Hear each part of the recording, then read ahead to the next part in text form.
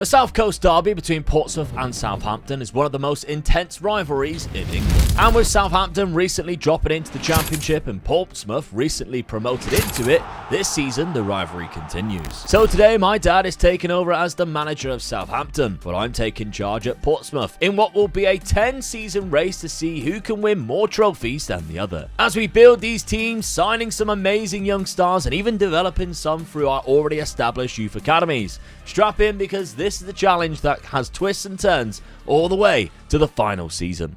Right, Dad, Portsmouth versus Southampton. A lot of people have asked us to do this. They have, yeah. This is a big derby, isn't it? Yeah, so we've decided a 5-year rebuild just won't cut it with these two teams. No. We need a 10-year rebuild. Now, normally when we do 5-year rebuilds, we do it by points. This time, trophies. Within 10 years, we hope we can actually start winning some trophies. We're confident with this, Yeah. aren't we? We're going to win trophies. Now, I was quite surprised looking at the history of Portsmouth that they've actually won 2 Premier Leagues, or 2 first divisions in England, because obviously it would have been a lot longer before the Premier League. No. Obviously, I remember the FA Cup wins. The FA Cup, yeah. But yeah, I was surprised with that they've won the league 2 years. It was 1949 and 1950. You probably remember that well. That was your teenage years. And if we're looking at Southampton and their honours in the club, 0 league titles, 1 FA Cup. I can remember the FA Cup. Yeah, 1976. Yes. So that's one of these weird ones where it's like Southampton, you kind of believe are the bigger team at the minute because they've had more recent success than you'd like Portsmouth. to think. I mean, there'd be a few people down there that will argue against that, but yeah, you got to think that Southampton's the bigger team. But in history terms, trophy cabinets is more in Portsmouth. Yeah, got to go to Portsmouth, Yeah. Now, Southampton always been known as a team that bring up a lot of youngsters, which is quite funny because they've put you at the helm who don't believe in youngsters. Only believe in players between 21 and 29, and as soon as you're 30, you're out the door. But you've been given a better team at this point. Portsmouth are newly into the division. Southampton have recently come down, and you've been given quite a nice budget, and you spent that budget buying 2 players from Leicester. Yeah. Victor Christensen was one of them. Yeah, I mean, I looked at the weak positions. Left back was definitely a weak position for me. I got this guy, and I think he's quite good. He could be there for a few seasons as well, I believe. So only 22, so I've started with the youngsters. Yeah, he's got 4 assists already in 5 games too. And then this man, Jakub, would you like to pronounce that second name for me? Stolokovic. Probably closer than what we thought it would be. Polish goalkeeper, again from Leicester. He's not a bad keeper as well for 24. He's a young keeper, really, but we all know about the history with the keepers. Goalkeeper at the moment is at Newcastle? Ramsdale. Ramsdale, so I had to get a keeper in and wait for him to come back. All right, so if we're starting off on yours then, we are looking at a 4-2-3-1. Locking in a few players, because there's a couple of youngsters in here that need game time. I think you're right in doing so. Cameron Archer being one of them, 23. And I think he's a top striker in this league as well. So that's why I've made sure he plays for me every game. But I think the star player of the team has got to be Charles, and I'm going to lock him. I'm going to lock him in that position, but he can play centre-back as well. He's a good centre-back as well. So, but that's where I want him to play. That's where he's best. I'm going to lock him in that position and see what he can do for me. Yeah, only 21 years of age. He actually came through the Manchester City Youth Academy. Southampton bought him when they were in the Championship for 10 million. He did get them promoted once, though. Yeah. Can he do it again? That was when he was quite young, and he played 32 games then. I don't remember him playing many games in the Premier League. No, I don't know whether it was like a bit of a step too far for him when he was only sort of 19. Yeah. But yeah, he does look a quality player from Northern Ireland as well. And then the final player locking in is Ronnie Edwards. I love this guy because he looks like a perfectly formed face, doesn't it? With like that hairline, which I mean, bless his hairline. I am jealous of that. That's crazy. He's another good centre back that I've got as well. Only 22 as well. So like you said earlier, I've got a good youth team here. Yeah, and he's a very good player. You can see great on the ball. The first touch, the dribbling ability, very good on the ball passing as well. So I'm giving the youngsters a chance, then, aren't I? Yeah, so they're far doing the business for me. Yeah, if we put the unpicked positions around him, my mate Jack Stevens, from Tor Point. A lot of my friends know him, so he's not really my mate. He's a mate of a mate, but to me, that's a mate. Did he give you a pair of boots? No, that was that's really bad that I can't remember what he's called now. I bet you remember what boots it was, though. Oh, yeah, it was Predators. It was lovely. But Ruslev, he plays at right back. He's very good. So you've got 2 good fullbacks alongside. So that back line's very good. It is good. Downs as well. Flynn Downs, good midfield. This is one of the favourite teams to go up in the Championship, and you can understand why. And you started well too. We're going to quickly look at the the season preview over here. Now we're using the Mr. Teeny skin because it's way better than the default skin. And you can see Southampton are the favourites. Portsmouth are not. 23rd. And to be honest, it might even be last, but Sheffield Wednesday, they got so much financial trouble with whatever point deduction they got, and it's sort of like, well, you can't be bottom. That's obviously going to be Sheffield Wednesday. So, yeah, we are looking at the best and worst teams in the division to start this off. So, nice little advantage for you there, because some people say that you do need the advantage in these rebuilds to make it fair, because normally I'll whip your ass all over the place in these rebuilds, so that's kind of nice for you. But the transfer history for me, just one player coming in, there's no money. Eunice Emre Konak. Centre midfield spot was a bit of a weak point. He comes in, only 19 years of age. Brentford are looking for him to get first-team football. He's going to get that here down in Portsmouth. A nice little place, I think, Portsmouth, to sort of like...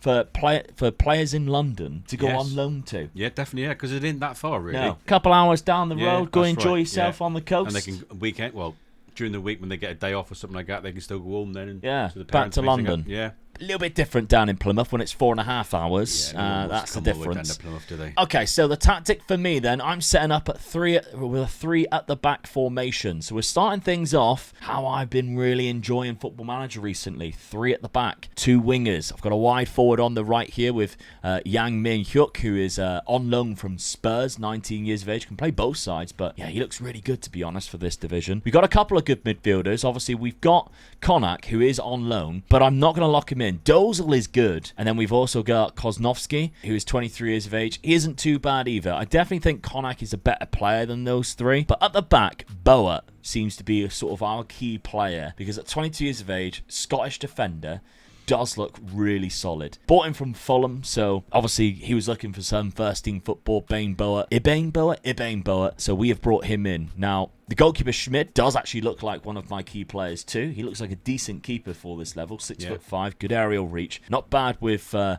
goalkeeping reflexes and handling. So we'll see. I think my biggest weakness now, and if I possibly had a bit of money, would be up front. Because Colby Bishop is our striker. Not necessarily hitting the back of the net early doors. Only 1 goal and 1 assist in 4 appearances. Does lack a little bit of pace, if you ask me, with that aggression. So I'm unsure on what player role to give him. I've just given him the centre-forward one because I'm still a little bit unsure. To kick things off at the start of the season, my start of the season, I've got 1 win over Norwich, which isn't too bad, and a draw against Preston and Oxford. If you remember rightly looking at that season preview, 3 teams near me. West Brom we have lost, unfortunately, too, and Norwich we were also out of the cup, so that's the first trophy we cannot win. Yeah.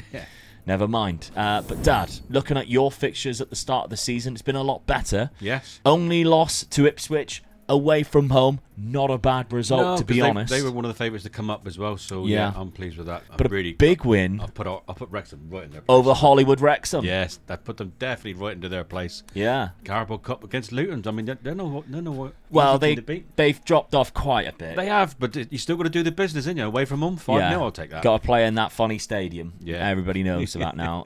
Speaking of stadiums, the Britannia's cold on a Tuesday night, but they came to you. Yeah, so that was all right. At St Mary's on a Saturday in August, where it's probably not sunnier. Probably is. If I'm playing them this early, that means I'll be playing them in the winter. Yeah, that's true. Yeah. When you got to play on a Tuesday night in Britannia, that was bound to be a bad result for you. A win away to Watford, though, is a good one, especially going 1-0 down. So you're already in the third round of the Cup. I've had a good start. You got Newcastle in the Cup, so I'll take that. But we're playing each other next. We've got each other in the next fixture, so doesn't matter about results between each other, it's just bragging rights, but the trophies are what we're trying to win. Let's see if any of us can win Season 1, because the Championship, if you win that, if we're counting Community Shields, you got to count the Championship. 100%. I mean, the Championship is no Mickey Mouse Cup, is it? No. It's got to be in there. So at this point, would you say we count the playoffs? They hold a trophy at the end. It is a trophy, isn't it? Yeah. So the only way you get promoted and not win a trophy is if you finish in second place. I'm going to take that. It's a trophy. It is a trophy. You go to Wembley. Trophy. You go to Wembley and you put a trophy in the air. Yeah. You win a trophy. I mean, at the end of the day, if it was our go and we were up there, we were saying we've won something. So yeah, we'll take it out. All right. Playoffs is a trophy. Playoffs and winning the Championship counts as that first trophy that we're both trying to achieve. Right, Dad. Well, we didn't win the playoffs. Charlton lift the trophy. They go into the Premier League. Charlton, that's absolutely unbelievable, really. They've only just gone up. Yeah. But I'll tell you who did win a trophy is you. Get in. You win the trophy. 2 points from Coventry. Yeah. Fair play. Yeah. Won it by 2 points above Coventry, who are looking really good in real life too. They're back on it again. They got a good win against Middlesbrough the other night, didn't they? Yeah, which was a title clash. I'm pleased for Frank. He's done well since he's been there, so good luck to them. Yeah. But I'm going to take the win. Middlesbrough, if you look in comparison, just scraping. I mean, dare say just great 12 points above the drop. Where I was in Portsmouth, 51 points. We'll take that. We're the worst team in the league. Obviously, Sheffield Wednesday were worse, but they had a points deduction. I'm all right with that. But you're going up into that Premier League. Come on. 9 losses across the season, did not lose to Pompey or draw to them. I lost 21 games, and unfortunately both of them was to you. When I went away, it was a 3-0 hammering. So unfortunately, Pompey fans, yeah, we might have hit a couple of L's this year, but we're building, we're trying. So first trophy goes to you, Dad. You're 1-0 up. Unless, of course, I've done magic in the FA Cup. Yeah, you never know. Oh, we're already out of the Carabao Cup. We know that. Let's see how you did. No, Spurs won the FA Cup. You won the Championship. Carabao Cup goes to Chelsea. So neither of us have won the domestic trophies, but not expecting to do so in the first season. So your team then, Dad. Cameron Archer got 34 goals. You can't ask much more than that. No, that's really good. He's a good striker in that league, so yeah, pleased with that. If we're looking at Finn Azaz, he's done really well in terms of goals and assists. Of course, a former Argyle player. Yes. Very good player indeed. He's done quite well. Don't know whether he's good enough for the Premier League, though. That's the big question. No, I'm looking at that as well myself, really. But it's a good one to have in the squad, though. Yeah, absolutely. You know? Because money-wise, if you're looking at it, you've got £30 million, but a massive wage budget. Oh, thank you very much. So it all depends on what you do for next season. Yep. Whereas my Pompey side, let's have a look. I imagine the money is nowhere near as what you've got. Colby Bishop, I said I was a little bit worried about the amount of goals. 18. It's not a huge amount. It's an average amount. It's a good amount, but it's nowhere near what I was sort of, what you really want. Josh Murphy, of course, who's signed recently, is there as a wing-back, sort of experienced player, only played 25 games, though. Connor Chaplin's done all right. Min Hyuk's done a little bit worse than what I was hoping, to be honest. Cognac actually didn't play as many games. Maybe I should have locked him in because I might have done a little bit better, but in that centre midfield spot, he wasn't going to get as many game times as well I hoped he would. So yeah, money-wise, it's looking rough. $500,000 and over on the wages already. So we could be struggling to get out of this. You spent £30 million last summer. Yeah.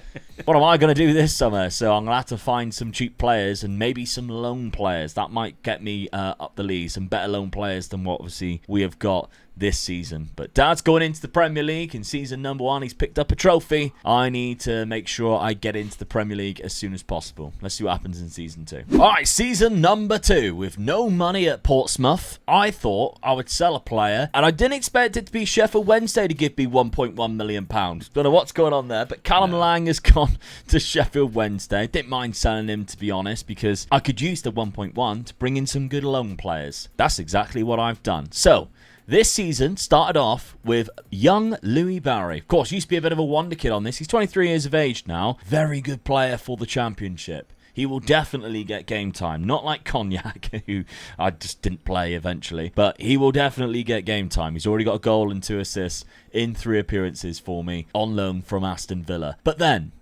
as you can see, there's 5 more loan deals, even another one from Aston Villa, and 1 sign-in, which is Sam Bell. So Sam Bell plays across the front three and up front. Very good player. I like his physical attributes. I'm looking at him as potentially being our starting striker because he likes to beat the offside trap. It's a role I absolutely adore. Well, a player trait I absolutely adore. He's got a goal, though, in just 4 games. Not as much as what I was hoping. There's a free transfer. Not bad. The rest of them. Midfielder. Irogue Bunam. Or as I call him, Tim, yeah. He is the Nigerian centre defence midfielder from Everton, 23 years of age. Good midfielder too, so very good player on the ball. Has a good potential. Needs some game time. He will get it here. Alexic, who also plays centre mid. Again, on loan from Sunderland. Then we have got Jayden Dans, another very good striker up front that could play up front and potentially score a lot of goals. Him and Sam Bell can fight that over. As now, another on loan deal from Everton at left wing back. I think he is quality for this level. The Moroccan left wing back, only 20 years of age, could be a really good player for me, bombing down that left. And then the final one is Sil Swinkles from Aston Villa, who is a centre back, really good, 6'3", looks like a powering guy, looks quite scary to be honest, but left-footed too. So if we're looking at the team that we got set up, I'm locking in Dan's, Swift, and Tim. Swift is actually John Swift. You might recognise him if you ever played Championship save. He's always very good to pick up in the Championship. He was at West Brom. Portsmouth got him last year. Didn't play many games for me. I thought, wow, I need a bit of Swifty. I need Swifty in the team. He is being locked in. He was unhappy about the amount of game times, so I'm locking him in. I'm giving him game time. He looks like he could be a really good attacking threat for us. It's just a shame because as you see there, we are playing 2 centre mids, and that's not a very good position for him. He can play really well DM or really well, so we're locking him in centre mid. And then Tim is next to him with Jane Downs up front. But the best 11 around them, the unpicked positions, we've got Segasic, Bell, Asnow, Williams, Paul, Boat and Swinkles with Schmid in goal. And we started off the season a lot better than what we started off last season. We beat Norwich, QPR and Hull. We also got past Cambridge in the Cup, but then Brentford's knocked us out of that already. And we've lost to Huddersfield away. That's a long journey. That's what we'll put that down to. They did also have Chido Obi, who I tried getting, rejected me and went to Huddersfield on loan. That was annoying for me, but nevertheless, he did score against us too. But I think we stand a bit of a better chance this season in the Championship than what we did last season. So if we look at the season preview, compared to last season where we were really far down the table, we're still there. I thought they would give us a little bit of leeway for that. Huddersfield, who's just been newly promoted, Luton and Cardiff newly promoted, they're much higher than us. I thought we'd be a little bit further up than that with the signs that we made. Just beaten you as well, so that ain't looking good. No. All right, playoffs. I'm calling it. We can sneak into the playoffs at the very least, or that's what we're going to try and go for this season. After the start that we've had, we're looking quite good, to be honest. 9 points from 4 games. I'd have took that. Dad, in the Premier League, though. Yes, this is going to be hard for me. Yeah, but you started off well. And the signings, I think, are kind of smart. Because Southampton do have a decent base to build upon. Of course, you had Ramsdale coming back from loan, which is obviously helping. But the players that you've brought in, we've got Noah Siddiqui here from Sunderland. £38 million is a lot of money, but for a very good centre midfielder. Plays in the 2 positions as well. So, yeah, I'm going to use him probably as a box-to-box or something like that. But, yeah, he's a good midfielder. Only 21. Yeah. So, yeah, good money. Then we've also got Ryan. Oh, this guy's good. Obviously, he's moved in real life to Bournemouth. This is before an update has come out. And he's been actually quite good for them too. He has, yeah. So it's exciting to see him in the Premier League. But you have him here in a Southampton shirt. I mean, he's a good striker, but he's also a good winger as well. So he plays the 2 positions that I am playing. So looking forward to this guy playing for me. He could be the difference between me staying up, I feel. Yeah, he's got a goal already in the Premier League. 20 as well, so that's a good signing for me, I feel. Then Carlos Alvarez for £13 million was your final signing. Again, quite good signing, to be honest. I've sort of got this guy here for the attacking midfielder role sort of thing, really. That's where I think he'll do the best, really. But he'll go out on that wing. If Brian's playing centre forward, this is where this guy he'll go out on the right wing. Yeah. All right, so that's how you're looking so far. And then Tyrone Malacia comes in as a free transfer from Manchester United. I couldn't believe he's getting this.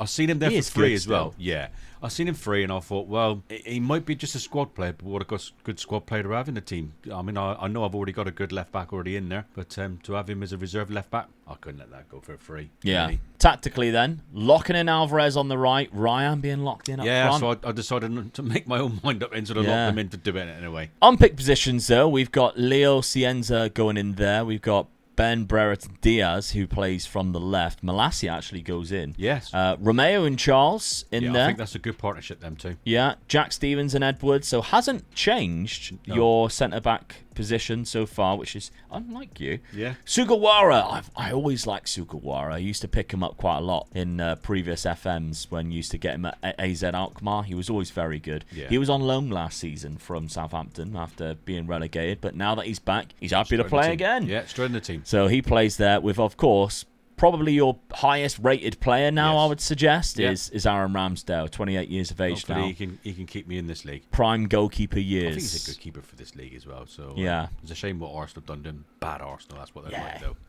It does make me laugh with a couple of Arsenal fans that are kind of saying, "Don't worry, Luke." When I was like slagging them off the other day and saying that Arsenal fans could take it, they were like, "Don't worry, Luke. We all know you're crying behind closed doors about Manchester United." But Dad's crying more because Spurs are even worse. So I think we've just committed suicide taking this new manager on. yeah, oh my God, I'd rather a couple kept Thomas. We'll see. Anyway, start of the season. Speaking of Arsenal, they beat you 1-0. Yeah, that's typical. And I give them a bit of slag off, and then they're going to beat me. Yeah, Fulham also beat you 2-1. But then it got better. A draw to Nottingham Forest away from home, and they equalised quite late after you went 1-0 down and took the lead. But you've knocked out MK Dons in the Cup. The Cup dream is still on. Brighton 3-1. That's a good win for me. I mean, that's almost a little derby as well. Brighton are right down the south coast with us as well. So that's good for the fans. And then Chesterfield beating them 3-2. That's a bit of a only 3-2 against bloody Chesterfield. That's all right. I don't mind. Ryan scoring the still in the winning Cup. goal. I'm pleased with that. So still in the Cup. All right. So season number 2. Dad needs to survive. I need to do something to maybe look like I can get into the Premier League, because right now they are writing me right off. Let's see what happens. Well, Dad, I pick up a trophy. The playoffs. I feel like I committed suicide there, letting the playoffs fight. I did think I would get there, but I didn't think I'd go on to win it, especially with the likes of Sunderland in there. Yeah. Barry, who the hell's that? Brian Barry Murphy. Yeah. The man with 3 first names from Ireland. Yeah. Couldn't beat us after going 2-0 up. Ooh. In the playoff final. At half-time, it was still 2-0. Mad 10 minutes. Yeah, an own goal kicked things off. Sam Bell and Boat, who I mentioned earlier, could be a big part, has got the winner there for Portsmouth. So let's have a look then. In the semi-final, we knocked out QPR. We deservedly knocked them out. 5-0. We lost 2-1 in the first leg, 5-0 in the second. But we finished in 5th place, so QPR was just above us. Hull finished in 3rd and didn't even make the playoff final. But Ipswich and Norwich go up. Oh, that's interesting. Yeah. That's another one that we could potentially do 10 seasons with in the future. If you enjoy the 10 seasons, let us know, because there's loads of teams that we can now do this with. Ipswich, Norwich being one of them. I also think something like Wrexham and another could be a good one. Yeah. Because that's quite an interesting angle with you and Ryan Reynolds and Deadpool and stuff. I did all right. I'm happy with that. 17 losses. It's quite a lot, but we only drew 6. So we managed to get up. We also scored quite a lot of goals too, 98. Only 2 teams scored more than us, which is quite impressive, really, considering we were ranked to finish 23rd. I can't believe Middlesbrough got relegated. Yeah. Crazy. Yeah. So, squad-wise, we're going into the Premier League with a bunch of loan players. So, we're going to have to replace a lot of them. Sometimes you go up a little bit too early, don't you? Yeah. And this could be one of those You can look cases. at that another way as well. With them being all loan players, that's a lot off your wage bill all of a sudden. So, your wage bill should go up. I'm looking at it. I mean, you're not going to get a big budget, are you? Not at all. So those loan players might not have been good enough to play in the Premier League. You don't know, do you? So. Yeah, I mean, I definitely would have took them. I'll be honest. Especially the likes of Jaden Dans, who's got 15 goals and has developed really bloody well, as you can see. He looks class. Try and loan him again. No, you know that never works. Louis Barry, of course, 16 assists. Very good from that right-hand side. Could have done with him.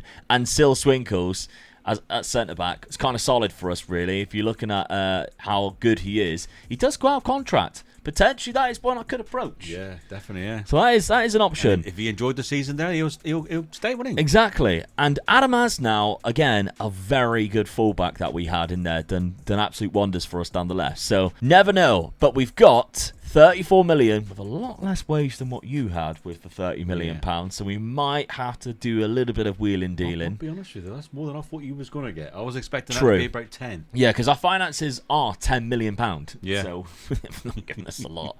Dad, did you survive though? You can see we still got a job, so the chances are they haven't sacked you, which is good. Finishing in 13th, your lucky number. Yes, it is, yeah. Definitely lucky on the day. I'm pleased with that. That is not bad at all. I mean, Coventry going right back down again, so that's a bit back. And Charlton. So I expected that one. Yeah. I mean, they only won 2 games all season, Fulham and Newcastle away. What a miserable season that must have been. 9 draws, though. But yeah, I'm really pleased with that. That's a good result for me, I feel. Yeah. I'm building a side there, so surviving in the Premier League, I've got to take that. Big win over Man City. Yes. At home, 4-2. Who finished in 2nd place. I mean, Liverpool stormed it, to be fair. They were nowhere going to catch them. 4 games. Spurs finishing above Arsenal. Is this real? But yeah, very good for you. 46 points. A solid number to get in your first season back in the Premier League. So let's see who done the damage for you then. We know you obviously locked in Ryan, who got 22 goals. Carlos Alvarez did really well too, 17 assists. Yeah. So Ryan playing up front, solid, and the development is there too. You look how good he already looks. He got a lot better there, didn't he? I mean, 22 goals in the Premier League. I'll take that. Not bad at all. Yeah, take that. How many was in the Premier League individual? Only 13 in the Premier League. Yeah. It was 4 in the FA Cup, 5 in the Carabao. Yeah. Stat padded a little bit from the Cups, but 13 overall is still not bad. Yeah. For a team just newly promoted, that's a good number. But yeah, Finazaz actually did way better than what I thought he would. Yeah, definitely, yeah. We slagged him right off. We did, didn't we? Sorry, mate. He's done very well, because all those 13 goals were in the Premier League. So he was just as good as my striker. Yeah, that is solid stuff from Finazaz. So he'll be gone, I imagine. Jay Robinson. Now, this one's an interesting one. He slipped under the radar in my first season, but... I bet everybody, first couple of seasons, going, oh my God, I really hope Dad thinks about Jay Robinson, because he is known as a wonder kid in this game. They give him a high potential, and you are terrible when it comes to finding players of high potential in your team and neglecting them. This one hasn't been neglected. Nope. He's played first team football, 27 appearances. This is basically the new Tyler Diblin. Yes, it is. Really, for them. for the same position, that left side of midfield. 4 goals, 9 assists, and the development is definitely there. He's done well. He's coming along nice. Yeah. I'm sort of pleased to have him in this side. I think he'll be there for a long time. Just a balanced personality, so doesn't give you too much hope whether it is good or not. The one I'm quite pleased with for you is Noah Siddiqui, because he didn't get into that best 11, but he still played 40 games and 36 appearances in the Premier League alone. So he needed the game time, and he's been given it, especially because you spent a lot of money on him too. Yeah. But yeah, I think it's set up quite nicely, Dad, to be honest. As a newly promoted side, you had good players who's played in the Premier League. I mean, Christensen's played in the Premier League. You had him down in the Championship. So obviously the keeper as well. You've got good players in those positions, and they're backing you. You've got £50 million. Yeah, the wage bill's not there too good, so it's not really 50 million. But I'm going to take that though. Yeah, I think it's going to be a case of a couple of sort of a good squad players, maybe one. Oh, don't do this. One outstanding player. As soon as people hear you say squad players, they think, oh no, he's going to throw it away. But the thing is, though, don't undo the good stuff. I'm trying to do the Southampton thing and still buy young. So it all depends what comes along. All right, okay. Well, in terms of the trophies, Spurs won the Carabao Cup. Chelsea won the FA Cup. Yeah, you didn't win any trophies second season, but I did. Playoffs. We're going into season number 3 with the scores tied at 1-1. Let's see what happens in season 3. All right, season number 3. Big transfer windows for both of us. Okay, so starting things off, I signed Calvin Phillips from Charlton. Just got relegated. Not a good sign, but it's Calvin Phillips. Gareth Southgate's best centre mid. God, I'm not saying nothing because I'd just get myself in trouble. I thought he was all right when he was at Leeds. He's very good at Leeds. I've got to give him his due. He was good at Leeds. You can understand why he came through and teams were looking at him. But he went to the wrong club. The minute he went to Man City, they just weren't interested. He was never going to get in that team, was he? No, not as a destroyer you went midfielder. there for money. That's all I'm going to say. That's me finished. He should have gone to a different club. Yeah. Callum Doyle for £12 million. He's quite a good centre back, 6'3", from Wrexham. So they've made some good signings in there. £12 million. Marcus Whaler though from Lillestrøm, £5 million. Could be a bit of an understated player here. Striker, he's 6'5", good jumping reach, good natural fitness, strength.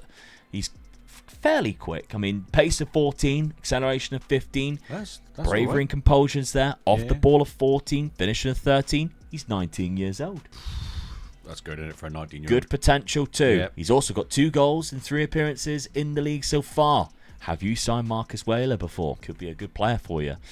So yeah, Lillestrøm is where you'll find him. That's another signing for me. Christian Walton, 850k. Not a bad goalkeeper. And I've sold my goalkeeper. He has gone to Wolves for £2.9 million. So, not a lot of money. I've also used the loan market quite a lot, but I have signed a fair amount of players as well on permanence. Tylel Tati on loan, I think, is a good option for me because he's 19. He needs first-team football. He's a left-footed centre-back. I like to sign the guy anyway because he's decent. But yeah, he comes in at 19 years of age. Zay Lucas on a permanent, £6.5 million for a fairly decent centre defensive midfielder. So again, another option from Brazil who can play in both positions is what I'm looking at as well. That's ideal. El Haj Malik Diouf, the longest name in football.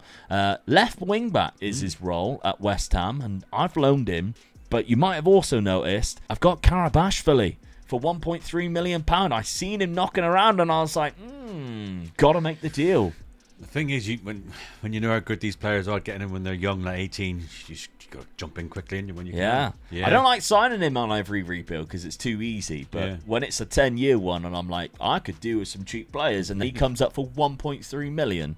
How to get it done. But there's a couple of other loan players that you might recognise too. Rooney Bargy. I couldn't believe you got him. Yeah. What a loan. Then he gets himself injured for the next 3 weeks. Brilliant. But yeah, good loan signing. Yeah, not a bad loan signing. I've got a free transfer in Emiliano Gomez. I don't think he'll get much game time, but he plays across the front three and up front. So I'm all right with that. Didn't have a club when we signed him either. And then Chuana on loan as well as a final player can play on both wings again. So gives me options now on the wings for Premier League proven players. And we've switched it up because we couldn't really go into... I mean, we scraped into the playoffs, let's be fair. So I doubt we do very well in the in this division. So we've gone back to a 4 at the back. We've got Rooney, Bargy and Diouf. But what I have done, you might have seen before that, is I'm putting Karabashvili there in that right back role. I want to give him game time there because we've got Diouf, who's good. Karabashvili could also play there. I've played him at the start of the season at right wing back to see if he can do a little bit of damage for us. And it gives us options then. So Calvin Phillips in the DM, where we know he does his best work. Yeah. We'll see. Doyle and Boa at the back. Whaler up front. Here's hoping that we can start quite well. Now, in the Premier League, we'll have a quick look at my fixtures before we look at Dad's. Newcastle and Man City, the first 2 games. Didn't really go to plan. We also then lost to Nottingham Forest, but at least we're still in the cup. Yes. We lost all of our games in the Premier League so far this season. It's not a great start. We do have Norwich next, though. No, you won your first game, Crystal Palace. Oh, yeah, I missed the Crystal Palace game. We won the opening day of the season. Crystal Palace at Fratton Park. Calvin Phillips scored your first goal. Yeah. We're doomed from there. Yeah. But that's not too bad. Dad, when I seen your transfers, I laughed. And I'll tell you the reason why after. Now, a couple of players have left the club. Ronnie Edwards went for £36 million. Yes. Surprised by that. He wanted to go. He just didn't want to stay around, so I let him go, and it was a good price. Juan Larios has gone for £4 million. Cienza's gone for £5 million to Coventry. So there's a few players who have gone out on permanent deals. De Pepper as well, 2.4. Wellington for 3.5. Building up a nice little £64 million there. Yeah. But you spent quite a lot of money because this goes back on the other page too, all the way to Pubel here. So Pubel starts things off, £10 million from Atletico Madrid. Yep. Good right back, I feel here. Yeah, 6'3". 24 years of age, 6'3", but he's a big guy. Yeah, doesn't have many weaknesses. Personality. Personality, that's the word, yeah. Yeah, for a 24-year-old. Then we have Lewis Shelton, who come in as a centre-back, defensive midfield, or centre midfield. He can play the free. Right down through the spine. £10 million. Good price, I think. 20 million for those 2 players. I'm quite pleased with that. Yeah. Really now good. this is where you're going to see the what I was laughing at. Okay, so Diarra then comes in, £6 million. Good centre back. Yes. Can also play DM. Left-sided as well. So yeah. Yeah, 26 years of age. And left back as well. Yeah. So he covers the 3 positions. So good cover, I feel there. Max Kruger, another midfielder. 22 years of age. 22. Looks quite price. good on the ball. Yeah, good price for a 22-year-old. 6 million. Then we got Timothy Uma. Where does he play? Midfielder. So 22 again. I'm building a really young squad here. Yeah, Kenyan. Yeah, he's another good midfield player. Prague. Then we have Michael Cousins. If I remember rightly, he plays midfield. He does. £1.9 million for Michael Cousins. Yeah. Plays centre mid. Well, he plays the attacking midfield player role. Right, okay. So I'm just covering that role as well. Yeah. Then we move on to the next couple of players. Zavonjek. Where does he play? Got him on a freebie. He plays centre midfield. And the attacking midfield. So That's 5 centre midfields you got. I'm making sure I've got a really good, strong squad. Shay Charles is like, I thought you said that you would build a team around me. Zavonjek comes in. Then we've got Kusanal, who's good signing for £18 million. That's a bargain, by the way. It is, yeah, I feel. For a player of his calibre. Strong, I mean, he's in his prime as well, 26. Really strong centre-back. Both footed so he can play the left or the right, but he can also cover the right back. If I really need him to. And then, looking up front, this is it. Here's your big man. That's where I spent all my money. Gianluca Scamacca. Yeah. When I sort of put the money up front for him, and I didn't expect him to come to me, to be honest with you. But I think the lure of the Premiership was enough for him. He wanted to come. So I've grabbed him with both arms and said, come on, mate. I'll look after you. Okay, right. Well, that is a good signing. Looking at the matchday squad then. Sticking with a 4-2-3-1. The best 11 pick still puts Sadiki and Charles in that centre midfield. So the other 5 centre mids that you signed are all sitting there going, what's the point of us coming across here? I've got a really strong midfield, though, am I? Going forward. So, Robinson's right in there as well. Like, he's keeping his place. Ryan on the right wing. So I'm pleased that he's still playing. So, I think that's I think I've got a stronger squad now. Okay. I've got a better defence now with the other guy that I signed. So, yeah. What? Charlton? Or Cousineau? Right, okay. Cousineau and Charlton playing alongside. Yeah. Charlton, is playing alongside each other with Ramsdale in goal. Let's see how you started the season. It has to be better than what I did, surely. Yes. I mean, first game of the season, drawing against Spurs is a good draw, I feel. Losing against Norwich. Yeah. Really, really bad. Look who got sent off. Yeah. Oh dear! You can imagine what I was shouting, can you? Yeah. What are you doing? You. And then you also had a red card in the next game. Christensen. It's not been a good start. Well, yeah. No. Cardiff beat them 4-0 in the Cup. Draw into Newcastle, which gives you your second point of the league campaign and then so I come far. up against Spurs again, and I drew this time, but lost on penalties. Alvarez missed the deciding penalty there. Oscar Bob and Skamaka scored. So you are actually lower than what I am in the Premier League at the start of this. Well, we've both got to be worried, really, haven't we? Yeah. I bet we're both favourites to go down as well. Well, I definitely am. Look at that. Oh, that is blasphemy. You're 15th. Yeah. That's quite surprising. They rate your team quite highly by the looks of it. I do like the Media Dream 11 has a Brighton player in it, though. Yes. That's quite unique, isn't it? I know Minter's a good player, but that is quite surprised by that, especially because he plays right midfield. Yeah. But Ahmad's also in there too, so a Manchester United player in the Dream 11. I mean, he does look good. Whopper. Wow. Okay, so I'm expected to go down. You're expected to finish in that relegation zone. But right now, we have not started great. No. So let's see what happens in season number 3. Can either of us pick up another trophy? Well, Dan can't get the Carabao Cup. He's already out of that one.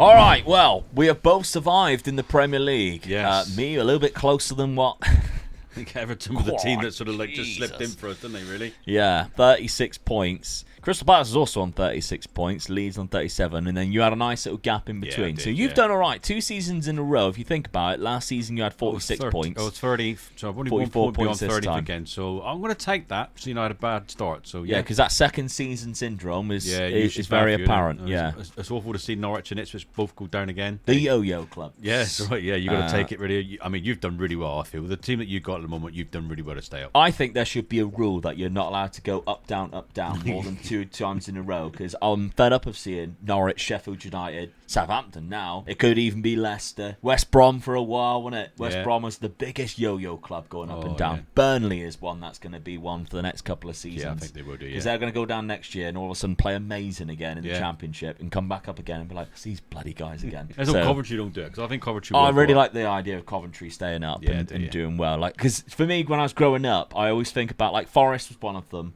Like the classic Premier League clubs when I was growing up that just weren't in the Premier League. Leeds, that big time where Leeds wasn't in the Premier League, then they finally got promoted. That was like cool, Leeds is back. Yeah. Forest being another one. Coventry is another, which is like, I remember them as a kid being in the Premier League and just haven't seen them for a while. So that would be quite nice. Speaking of the Premier League, we are both survived. We're both still in it. What about the cups? Because trophies, again, is something that we are looking for. We know you weren't in the Carabao Cup, but the FA Cup was won, still to be played, Leeds versus Manchester City. So neither of us managed to get into that. So, I mean, that's a bit of a shame. In the 4th round, you were knocking out Wolves. I wasn't in it, so I must have been knocked out in the 3rd round by Everton, who got relegated. So that's not great, is it? 5th round, you knocked out Nottingham Forest. You got quite far, Dad. Quarter-final. A penalty loss against Manchester City, and if you win that, you kind of fancy your chances, I must admit. Definitely, yeah. There's sort of like you're Chelsea, Brighton, Newcastle. Newcastle getting knocked out on a 1-game basis. Really, you could beat all of them. Yeah, you get to the semi-final there. You would have faced Chelsea. That was the Order game. Yeah, but Leeds going through against Brighton, so they've done all right there. But the Carabao Cup, I was obviously still in it. Didn't win it though. Liverpool beat Arsenal in the final of that competition. So never mind. I need to find another way of getting myself into that Community Shield. Just to rattle people. But let's have a look, Dad, at your squad at the end of this 3rd season. So, we're looking at it. 17 goals from Gianluca Scamacca. Are you happy with that return? No, because they're probably not all in the Premier League, so we know that from last 14 in the Premier League. He's a top striker. In the Premier League, I'm expecting to get at least 20. So, he should have been, with the Cups as well, I reckon he should have been on about 25. So, I'm a little bit disappointed with that, but... Ryan's dropped off a bit as well. 10 and 4. Yeah, I would expect a bit Playing more from him the as well. right. Yeah. He's unhappy too. Ooh, Wants to move to a club with a stronger squad. And look at all the big midfielders. names. All the midfielders are bought in that season. Come yeah, on. if you combine all their strength, they are the strongest team. But all of those Premier League teams and Al Hilal. I wonder which one he'd go to.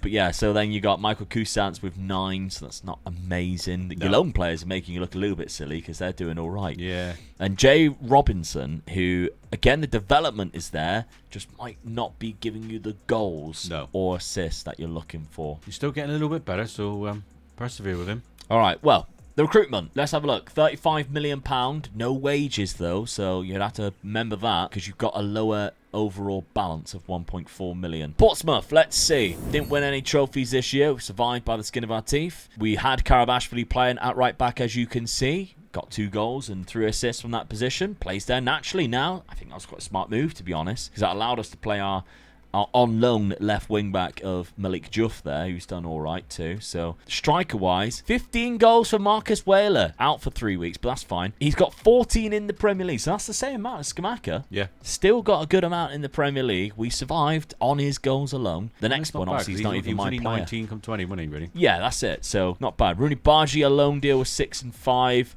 Chuana 6 and 6. So again, we've got to replace the loans this season, and it looks like we've got to do it up front because Tylel Tati didn't play anything, which is really surprising. I thought you'd have played quite a lot. Guess we went from 3 at the back to 2 at the backs, and we had Callum Doyle, who's done quite well. But my money, I've got £22 million. Oh, how am I going to find 2 wingers? £22 million. Now, that's the trouble with the loan deals. Yeah.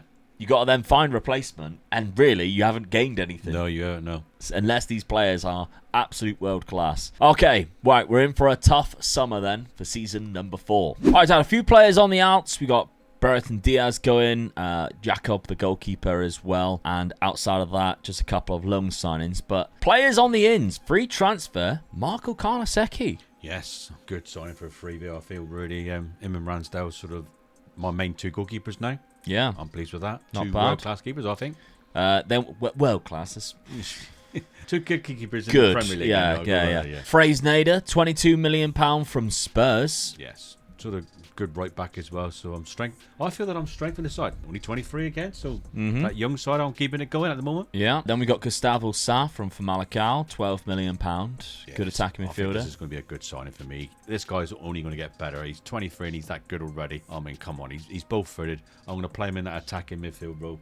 Oh, this guy's going to score goals for me. Right, we ain't got any yet. So he did have 2 in the cup. I'm being harsh there. And then Carlos Dominguez, 31 million. So big money being spent on Carlos. Yeah, I mean he's 27, but I think a good experienced left-sided centre back. So he good on the ball, 20 things. So pleased with that signing as well. I just think that just sort of strengthens my sort of defence up as well. Okay, well, speaking of your defence, not locking anyone in other than your goalkeeper for the whole season. A couple of player roles have been changed, I've noticed, though. Yeah. And if we're looking at the best 11 unpicked positions... I've just tinkered with it a little bit. Yeah. Like I do. But I wanted to lock the keeper in because I felt Ramsdale obviously is going to take his place, and I just thought, well, I'm building for 2 or 3 seasons later.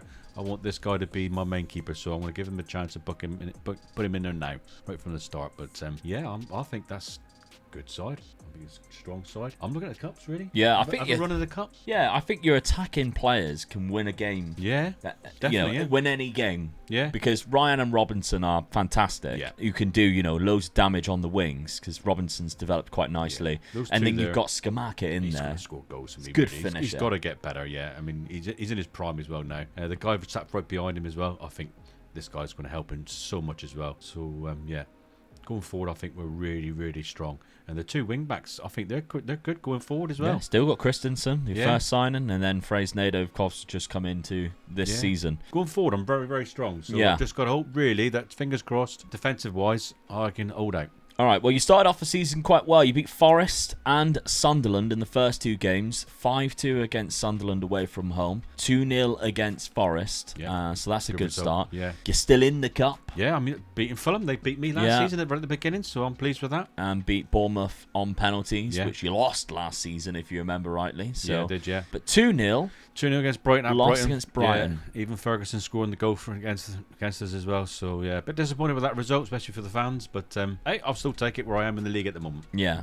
Well, good start. Let's have a look to see where I am in the league. And, of course, I had no money and I had some players I really needed to replace. So, one position, though, that I was so close to. It wasn't because I noticed him after I'd already made the signing of the wingers, but Romario Morrison is a youth academy player that's come through and he looks really good. Now, my only concern is a resolute personality I don't think has that high of professionalism, but with game time, he might still be really good. So that's why he's been sent to Watford. Fortunately, he's only coming off the bench there. But yeah, he come through my youth academy and I was like screaming at myself, do I put him in? But it was too late. I'd already signed a player to go in there. Yeah. And I'd spent money, and money doesn't grow on trees here in Portsmouth like it does in Southampton. So the player, the team, he looks really good. So we'll keep our eye on Romario Morrison. He could be a name for the future for us. And there's a couple of players that have come through my youth academy, and I'm like, am I being stupid, or is this like a really good player? Because I'll have a look. There's another goalkeeper as well. I'll try and find him in a sec. But let's have a look at the signings.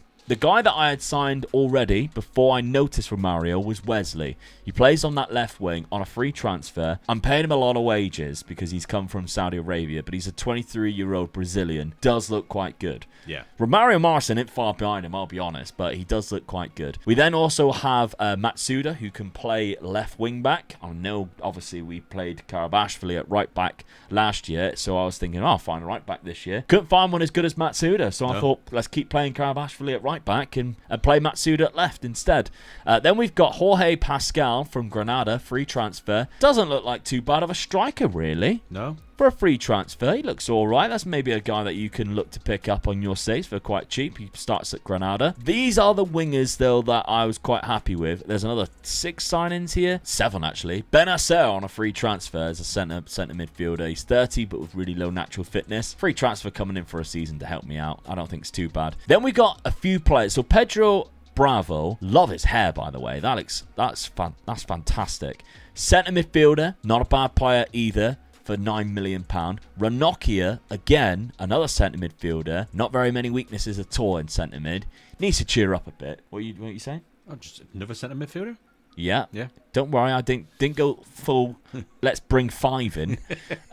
Robert, though, good right winger and left winger. So again, another option for the wings. So that's the replacement there because I had 2 loan knees last season. Bungard, good striker who can play on the right as well. So good player. And Pedroza is another one who can play right wing back. So I don't think he's as good as Karabashvili. So he comes in anyway for £6 million. But I think Matsuda is probably a better option at the left and play Karabashvili at right. Kostov, finally, is my attacking midfielder from Red Star. So, he looks mean, He doesn't looks like he? he wants to fight with someone, Oh, yeah. Love that type of player. Come on the pitch. And yet his aggression's only 10. Yeah, I reckon he's just stroppy.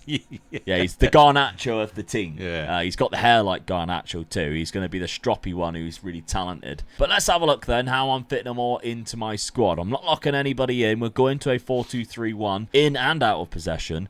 And you can see I think maybe defensively we needed a better centre-back. Looking back on it, potentially a centre-back would have been a better option for us. But Karabashvili and Matsuda, we got Robert, Kostov, Bungard, Pascal, Wesley, of course, coming off the bench. Ranocchia, Bravo's all in there. So almost a new 11, really. We signed that many players. It's almost a new 11. But let's try and see what this is like because start of the season, the last couple of seasons, we've really struggled. This season, we haven't picked up a win in the Premier League yet. Drawn to Charlton and then they knocked us out of the Cup. But our first 2 fixtures was home to Newcastle and away at Old Trafford, where Bruno Fernandes scored in the 94th minute, Fergie time. They also got Harry Kane. So, yeah. Wouldn't mind that in real life. No. Just to laugh at you. He nearly did go there, He did, yeah. Nearly. I just wouldn't pay the money, would they? So, season preview for this season number 4. Let's see where it's putting us. Season preview. There we go. So, it puts me down at the... Bottom again, really? And you at 10th. You're climbing up the league. Do you know what? I'd take that as a finish. Yeah. Morgan Rogers is up there in the best 11 with Benjamin Sesko. Yeah. There's even a Spurs player. This thing's broken. That can't be right. Bergvar's very good. All right, season number 4 then. We're still tied. 1-1 for trophies. We're looking at that Carabao Cup, the FA Cup. I mean, I'm not looking at the Carabao Cup. I'm out of it already. But you're in it. Yeah, I'm still in it. I'm looking at that FA Cup. Let's see if one of us can win one of them. Nah, this is broken. I'm not having this. There is no way, no chance in hell. Hey, the Saints are marching on. Come on. Football Manager 26 is broken. There's no way Spurs can finish second. Not a chance. How have you done that? I really don't know. I think everybody else has just sucked. Like, you had 77 points. 77 points. That's 10 points less than last season. I just think you'd have finished 4th last season. I think I've had a really lucky 90 points that season. Yeah. I think I had a really lucky season where everybody else has just fell away. That's crazy. City are down in 12th. Yeah, I mean, what's going on? We're only in season 4. I lost 7 games, drew 8, and I won the league. Come on. Mental season. What a team I am building here. I mean, I'm buzzing with my 14th. Yeah, definitely, yeah. I can't believe you've won the league in season 4. I've just done a Leicester, really, haven't I? Yeah. That is basically a Leicester. Yeah, 100%. That is so good. I can't believe that. How is City finishing 12th, by the way? With Luis Enrique as the manager. He's like the best manager in the world. As well? Have they lost Haaland? Is that I think they've lost Haaland, yeah. Yeah, that's what's done it. The goal scorer, have they? No, by the looks of it, yeah, he's gone. So, Cherky rocking. That's something that never happens as well, really, isn't it? You don't usually very rare. Very rare. I mean... 403 million, I'd imagine it's this season. 169 million pound to PSG he went last season. And Doku went to Al Nassr in the January for 144 in January. That's crazy. But yeah, they suffered because of that. Come on. But that is crazy stuff. I mean, champions of the Premier League, let's just say it. Southampton. And we forgot. Remember at the start of the video when we were like, they've never won the league. They have now. We have now. We've won the Premier League now. That's crazy. Their first one. How the hell have we done that? How have you done that? 1 FA Cup, 1 Premier League. That's so good. Fair play. I can't deny that is an unbelievable achievement. The problem I got now, that's pressure, isn't it, really? I mean, I'm champions of the Premier League. What do I do from here, really? Yeah. I'm in the Champions League next season. What do I do? I'm in the Champions League next season. Yeah. Come on. All right, let's have a look at the statistics then, because we haven't been anywhere near it, really. But Gustavo Sa, 24 goals. I said he would score goals for me, didn't I? Yeah. Didn't think it'd be that much. He's developed quite well, too. It's really good. And he's only 24 as well. Yeah. Skamaka's there. Yeah. He's got 16 goals. Where's all the Portsmouth players? Kostoff in 10. Yeah, 10 goals. Wesley down there as well with 9. Go on, lads. Fair enough. That's really good. What about assists then? I don't like all this, by the way. It needs to change, doesn't it? Assists. There we go. Jay Robinson. There we go. The most. Yes. With 16. Well, he's started performing now. That's what I wanted to see. I mean, yeah. One good season out of him like that. What happens? You go on and win the league. Yeah. Very good. Yeah, this needs to be easier to see, things like goals and assists. It's so complicated. I don't understand why it's like this. I just want to see goals, assists, like all this everywhere else. He was always going to be the best player in the team, really, with a name like that, really. Oh, of course. Yeah. Yeah. We're both called Robinson, by the way. We were like, I'm glad what a weird thing to Robinson. say. Yeah. Well, yeah. But yeah, so very good player, only 22, come into the team. You've done well to develop him quite nicely. Yeah. All right, well, I mean, we've seen it. Let's see the rest of it. 32 in total for Gustavo Sa. From an attacking midfielder, I mean, God almighty. I mean, that's what I want my striker to be, really. But yeah. If he's going to do the business for me, then I'll take that. Jay Robinson, 19 assists. Oh, wow. Lovely Brilliant stuff. I mean, Ryan, I'm a bit disappointed with Ryan, really. He only got 3 assists. Yeah. 8 goals, but...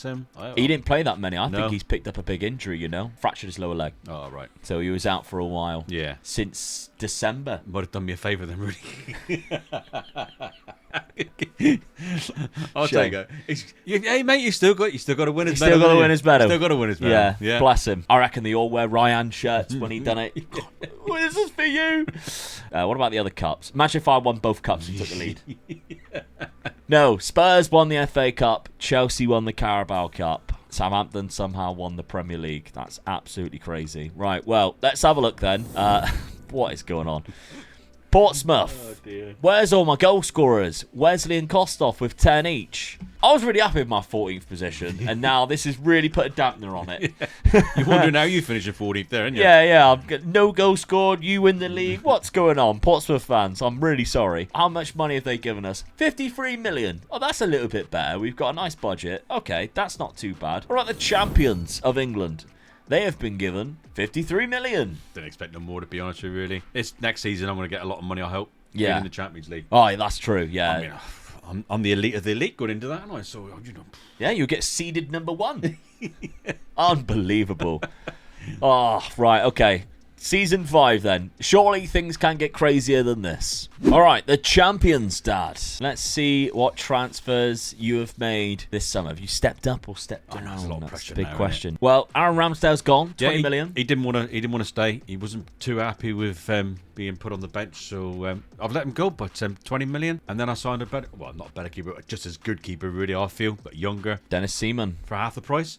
23. Good business, I feel that is. Yeah. You also sold Carlos Alvarez for £8 million, Abdullahi for 7.5. So a few players going out. Then we've got Fabio Charodia, left-sided centre-back who can also play left-back as well. Just strengthens my sort of my defence up a little bit more, I feel, which is what I think I needed. Yeah, some good players that were popping up here that I don't think we've ever used. So that's quite nice for you guys to have a look at and maybe see what they're like in your saves too. Save game file will be made available. patreonmembers.com/MegaLukeGaming or on the YouTube channel members. If you want to carry on the save after the 10th season, let us know. Maybe you're just pinching our tactics. I don't know. Galindo, though. Yes. I'm really annoyed by this one because I had him on my short list and I just couldn't afford him.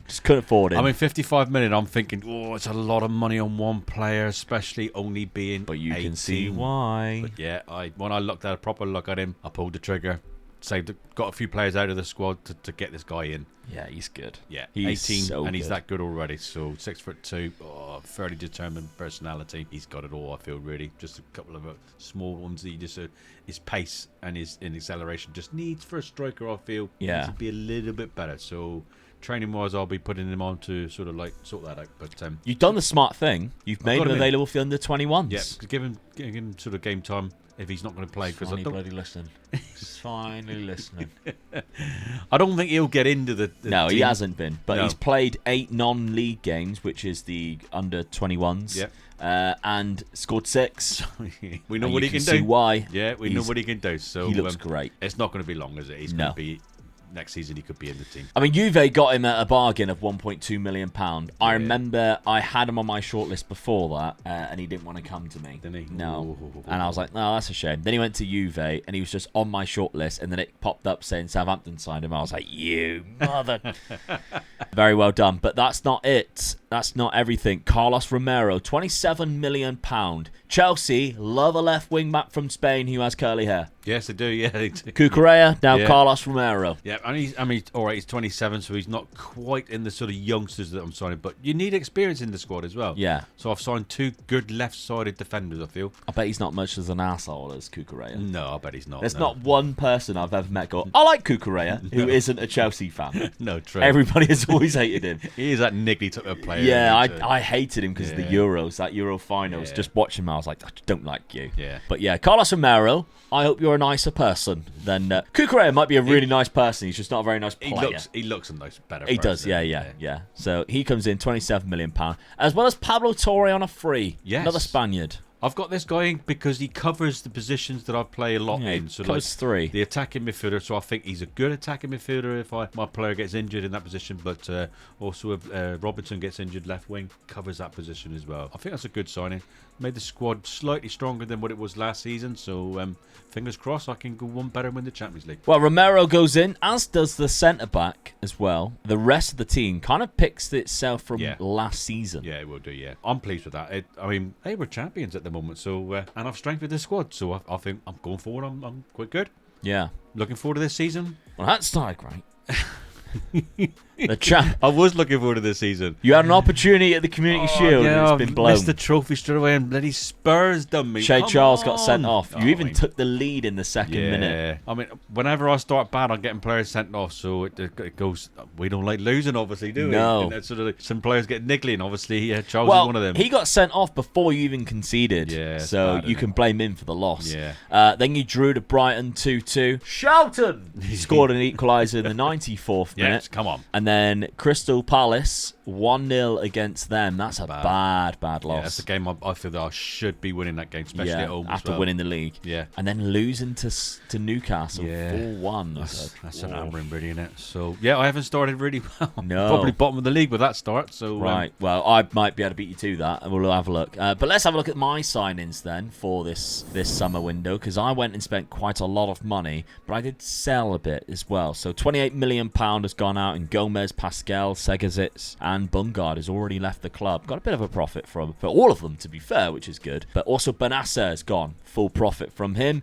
Zay Lucas went for £24 million, £15 million profit on him. So I'm bringing in players for cheap and I'm selling them on for more, which is good, Moneyball style. But the players that I'm bringing in, are they good enough to replace them? Well, we've got Dion Belgio, who's a good striker, who's 6'5". He comes in as a good target forward.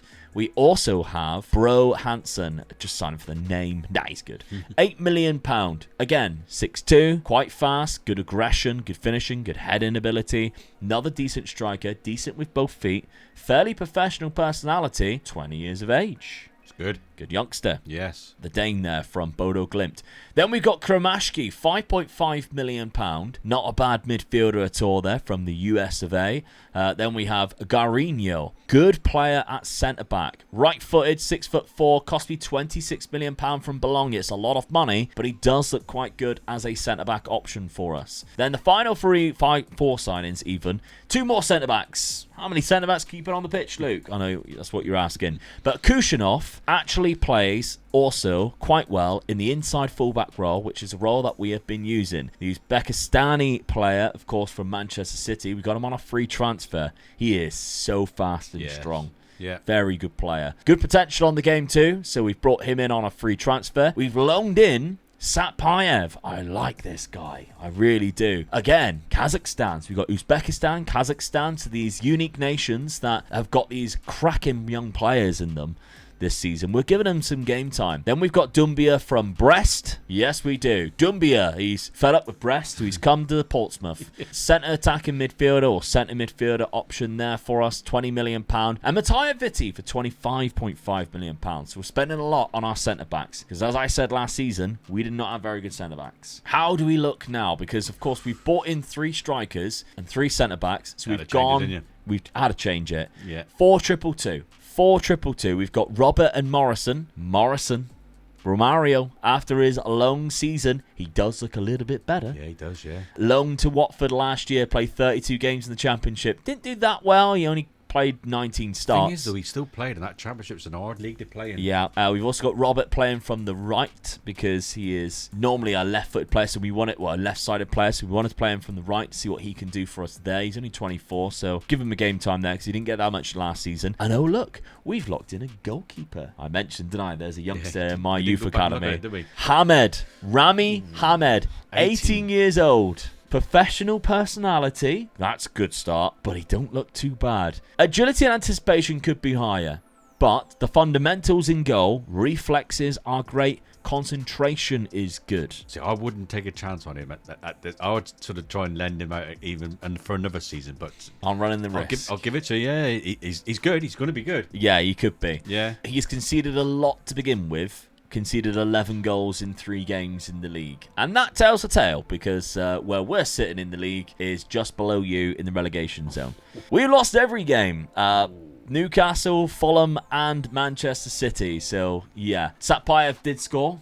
It was an own goal, but he scored. Fulham as well. Belgio scored in the 90th minute in the game that we had already lost. We are also knocked out of the cup already. Bro Hansen got a goal in that one. And Morrison and Bro Hansen scored in a meaningless game where we were already 4-0 down. So not looking good, is it? It ain't. it ain't looking good, Brev. Brev. Chance you took her taking that keeper in, I think. Yeah. Let's see if it pays off. Second half of the season, we could be class. Yeah. Let's see what happens in season number 5. Before we do, we forgot to mention your Champions League campaign. We might as well have a look at it because it's the first time you're playing in it. PAOK, Fenerbahce, PSG, Juve. You just bought one of their players for 50 million. Yeah. AC Milan, Leipzig. Finishing off Barcelona with a double-header of Barcelona and FC Porto. Yeah, I don't think I'll be going far in the Champions League, do you? Maybe not even in that top 24. Semi-final? Just a semi-final? Yeah, just a semi-final. Top 24? Yeah, I'd be pleased to get in the top 24. Yeah, I'd be very pleased to get in there. It'd be a struggle. It would. When you look at the team that's in there and the teams I'm playing against. Oh, hey, I'm in there. I'm in there for the money. Yeah. Give me the money. I can still build it again then. But I'm champions at the moment, so I'm going to take that. Yeah, you just got to hold on to your job now. Because if you win know. The league one season and then don't do well the next. No, that's the problem with it. See what happened with Ranieri. All the way down. There's only one way to go when you're at the top, isn't it? Yeah. That's the problem. All right, season number 5 then. Can any of us pick up a trophy this season? 4th place, Dad. I'm going to take that. I'm going to definitely take that. Only 3 points behind last season's total. Yeah. From the start that I had, I was a bit worried, I must admit. I mean, I'm the same points as what Man City, 2 points behind Spurs at second. Yeah. So I was nearly second. So, yeah, I'm going to take that. Yeah. Good finish to the season, I think. In case anybody cares, I'll finish 14th again. 44 points, which last season I had 43. Progress. That's what that is. Progress. I lost 20 games, drew 5, won 13. I've won more. So, progress. Yeah, definitely. Yeah, that's well done. You lost 8 in total, Dad. Didn't lose to me. I don't think I've beaten you yet, have I? We drew there, so you've beat me in the other game. So, yeah, a little bit bad. However, you got to the semi-final of the FA Cup. Yes. Thomas Frank Spurs. Already dated. Yeah. Kusanov scored 2 on goals in that, so come on. not his best appearance for Kusanov. What am I doing? So close, but so far. And it had to be Spurs that had done me in it. Yeah. I could have done with an FA Cup. They've gone to the final to play me. I don't know. No, Burnley, who won 3-0. Burnley, 7th in the Premier League. Oh, do you know what? I suppose Spurs would fancy their chances. To, yeah. But, we joked about this is what we get for joking about Burnley. Yeah, it happens against you like that, doesn't it? I mean, I would have fancied my chances if I got through there to do Burnley. But yeah. Chelsea won the league and the Carabao Cup. Huge missed opportunity for you, I think, this season, picking up a second trophy, especially with that Carabao Cup. Because you also didn't win the Champions League. Spurs are in that too. They're against Real Madrid in that one. So did you play semi-final, quarter-final, round of 16? Chelsea. League winners Chelsea. I hate it when a Premier League team knocks you out as well. Yeah, so I mean, you got there. Yeah. You weren't even playing the knockout playoff round. Wow. Third. You lost 1 game against Leipzig, which means you didn't lose to Barcelona. You beat Barcelona. Come on. 2-1 at Barcelona too.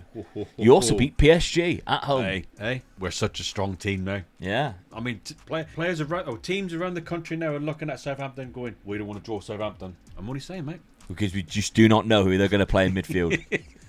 It could be anybody. That's a great season, though. I've got to be pleased with that season. Yeah, especially after the start. Yeah. Let's have a look at the squad then to see how this played out. So 22 goals from Gustavo Sa again. He was the top scorer. Yeah.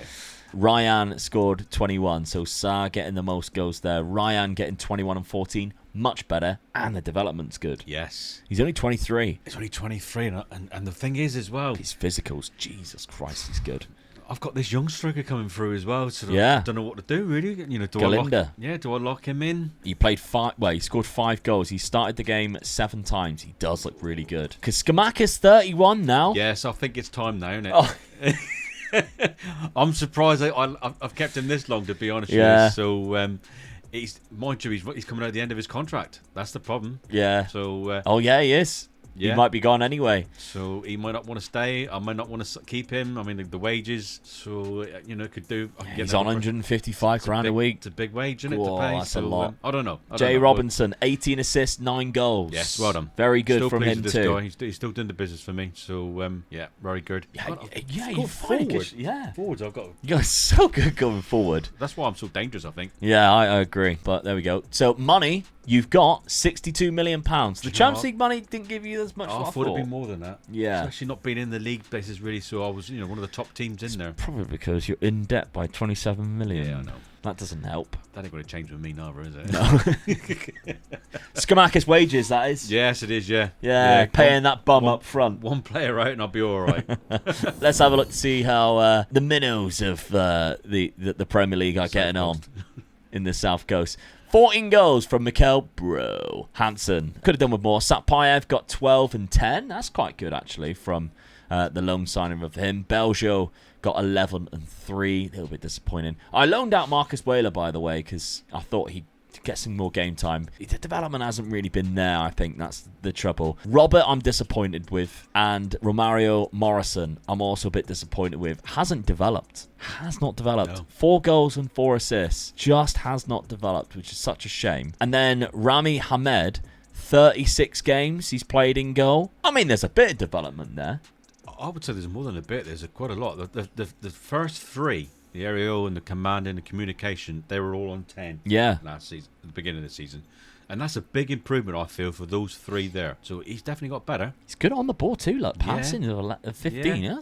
We've got a good ball-playing defender. A ball-playing goalkeeper, at the back. So we'll see. But the money that they have given me, £51 million. I'm in profit, so... We're in a better financial situation than what you are at the minute, and you're in the Champions League. Again, by the way. So, yeah, no trophies for me. We're still trailing 2-1 in terms of trophies. The signs are there. Miracles can happen. We've seen it already. I've already done it. Yeah, Spurs finished 2nd. It was crazy. They're also in the Champions League final. Let's see what happens in season number 6. Right, Dad, a couple of players have left the club in season 6. Pablo Torre being the biggest one. £42 million. Profit. Yeah, all profit as well to Al Nassr, as he's gone, obviously, from a free transfer to 42 million. He didn't want to stay, so I let him go. A few players who've come in, actually, for a bit of profit. You got £77 million on the in. So with the budget that you already had, you've done quite well with it, because the big signing to begin with was Catullus, £57 million for a defender, right-sided defender, who's kind of good at everything, but not amazing, to be honest. No, I think you have overpaid.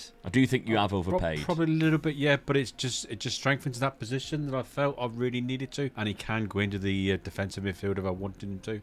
But it's just getting numbers in the squad, I feel, and that's what this guy does for me, and he's a good one as well. All right, but then you save money by going for Pedro, who is a good left side of midfield player. He can play across the front 3 if needed be. That's what I'm looking at. I'm weary of what Robinson. I mean, Robinson's going to be my number 1 there, and this guy will be a number 2 in that position as well. But if I get any injuries, he's a good number 2 to be in that position. Yeah. But any other team, he'd probably be your first team. Yeah, I mean, he's come off the bench all 4 times in the 4 appearances that you've made in the league so far. But these 2, I think, is your best signings. And this one, I mean, the value for money that you've got for this guy is unbelievable. But first, we'll go for Johan Mazambi, who you've had to pick up from Newcastle, so they're not going to let anybody go for cheap. No, that's right, yeah. But even still, I mean, what you paid for this guy, perfectionist personality, 24 years of age, cracking midfielder, right down the spine. Right down the 3. You can play naturally. And I played 2 of them, so it's ideal. Yeah, so he's very good. Gets forward whenever possible. He has some really good player traits too. He is a solid player. Yeah. Johan Mazambi. At 24, like you say, Newcastle were never going to let him go cheap, but I think they have, really. I think they let me have him at a good price. Yeah, he only I mean, considering how many yellows he has only has 24. 2 attributes that are less than 10. Yeah. One's leadership, one's long throws. And if there's 2 attributes that necessarily you don't need to be over 10, when you've got a good leader on the pitch already, and he isn't taking throw-ins because he's playing centre mid. Right, and even then, it's an 8 and a 9. Like, he is quite good, isn't he? Yeah. So that's a solid pickup, I think, especially considering, you paid £62 million, but you bought him from a Premier League rival. Yeah, weakening them, really, definitely. But this one, going to South America and picking up a wonder kid for £17.5 million. 22 years of age. And he's this good at Look 22. how good he is. Yeah, and it's sort of covering that position again of my attacking midfielder. I know that players that play in that position at the moment is my leading goal scorer, but this guy can just take over from him whenever I want him. And he can go out to the left wing as well. So I think covering wise, I've got some good number 2s and possibly pushing for that number 1 spot really as well. Yeah, so let's have a look then. You're locking in 2 players for this season, Galindo and Seaman. Now, I'm glad you're doing this because this guy's only 19. He needs the game time to be amazing. You're giving him that. I sent him out to get a bit of experience. I can't remember how he got on. Well, he didn't go out on loan. Oh, he didn't go out? Oh, no, I had him in the reserve type, didn't I? Because he played 32 games last season in the reserves and got 38 goals. So it was a good season for him. I think he's ready.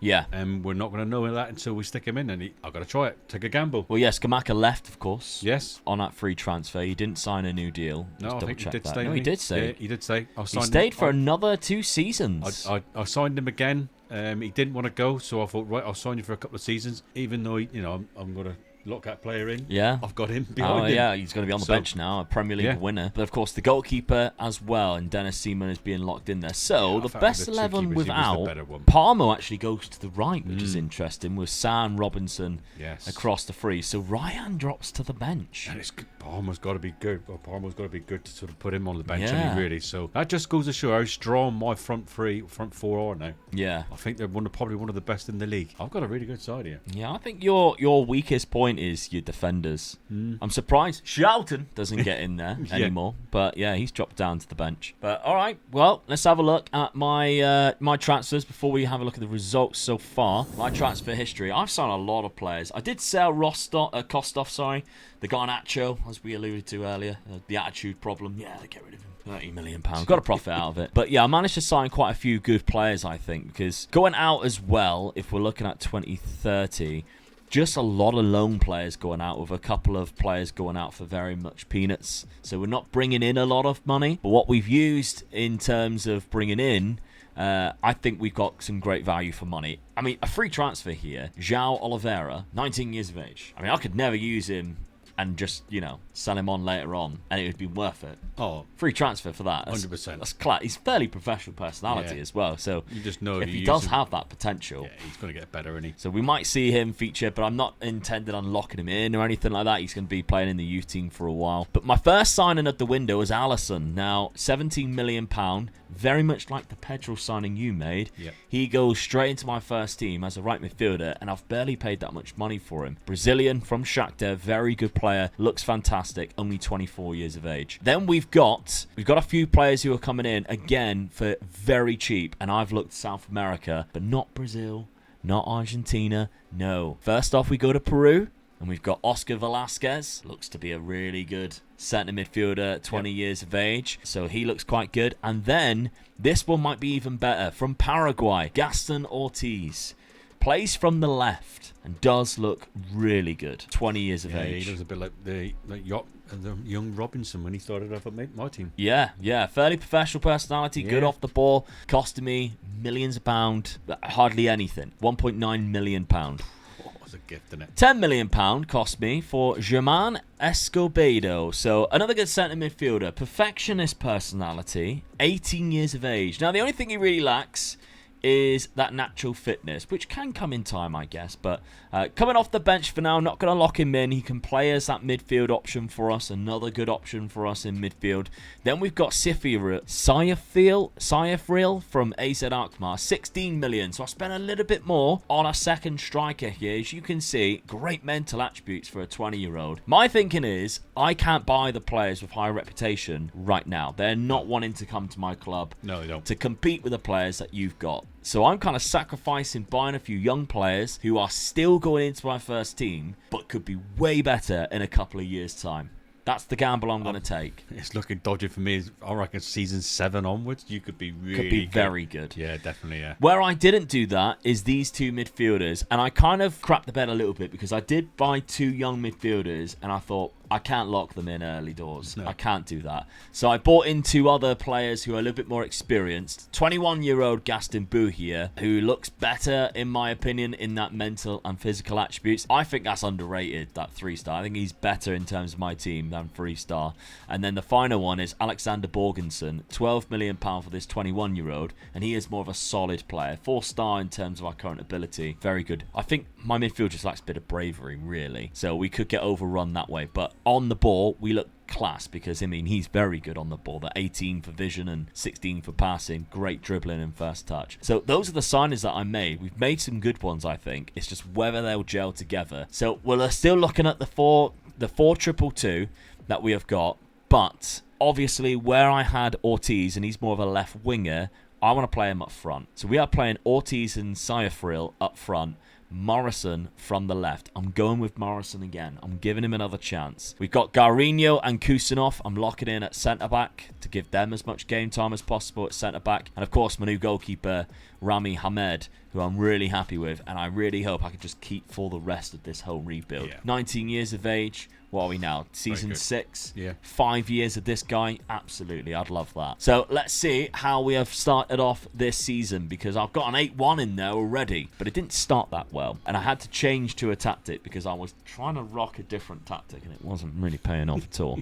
So I'm back to this 4-2-2, and it is paying off the last couple of games. The Preston 8-1, obviously. Huge result there. Preston in the Premier League. Yeah, for the first time in a long time. Yes. Obviously, a lot of people have been jumping at the screen saying, you haven't mentioned it. Yeah. They are. They're in the Premier League. But a loss to Crystal Palace, a draw to both Burnley and Chelsea. The Chelsea one isn't too bad, but the rest isn't great. And I'm still in the cup, being Ipswich. Oh, you'll be knocked out of it soon. Plymouth Argyle, look at that. Come on, you Greens. Yeah. Which Pompey versus Plymouth, they're always a bit of a fight, aren't they? So this your start to the season, Dad, a little bit better, although you have lost to Spurs on the opening day. Oh, that must be my bogey team for this competition. Oh, how convenient. Southampton beating Manchester United though in Burmo and Lenny Yoro scoring. I'm pleased with that result. Yeah, good result. Very good. Yeah. Burnley beating them, and then of course Leeds. Always on our game. Yes, it is. 2-1 against Leeds, them. Yes. You've got Everton in the cup. Yeah. You haven't played a third round because of where you finished in the league. Not going to be but an easy game. Shakhtar, Rangers, Juventus, Eintracht Frankfurt. That's my favourite German team. Atalanta, Borussia Dortmund. That's your favourite German team. Then we've got Atletico Madrid and Midtjylland. I think you've been let off a bit there. I'll tell you what, that's a lot easier group than my first group that I was in the Champions League, wasn't it? So I'm going to take that. Hopefully I can go a little bit further than I did last time. Yeah. All right, well, let's see what happens then. Season number 6. Is there any trophies that we can add to our cabinets? It's only 2-1 in Season 6. Okay, a better season for my Portsmouth. We've got into the top half. But, Dad, I bet you're not happy about that one. No, I'm not. I've dropped quite a bit there, really, am I? So, yeah. What I will say, though, is I reckon you'll probably play Europa League. Yes. That gives you an opportunity at a trophy. Definitely. The team that you're building could be good for you. I think I'm one position out from that sort of, any hope. That sort of position. But, yeah, I've gone down a few places there in the league, so a bit disappointed with that. So, that's the way it goes. Yeah. I thought I'd strengthen the side, but not quite good enough at the moment. However, in the Cups, Carabao Cup was won by Spurs. Burnley won the FA Cup. Oh, actually, that was last season. It's City versus Spurs. We've come back a little bit early before the FA Cup. The Spurs won for a double. Yeah. Chelsea versus Real Madrid in the Champions League. Love to see my name in there. Semi-final. Chelsea again. 5-4. I'm sure that Chelsea's the team that knocked me out of the Champions League when I first got in there. Yeah. Quarter-final, you beat Bayern Munich. Round of 16, knocking out Sporting on penalties. The knockout playoff round, again, you finished in the top 8. You finished top. Whoa.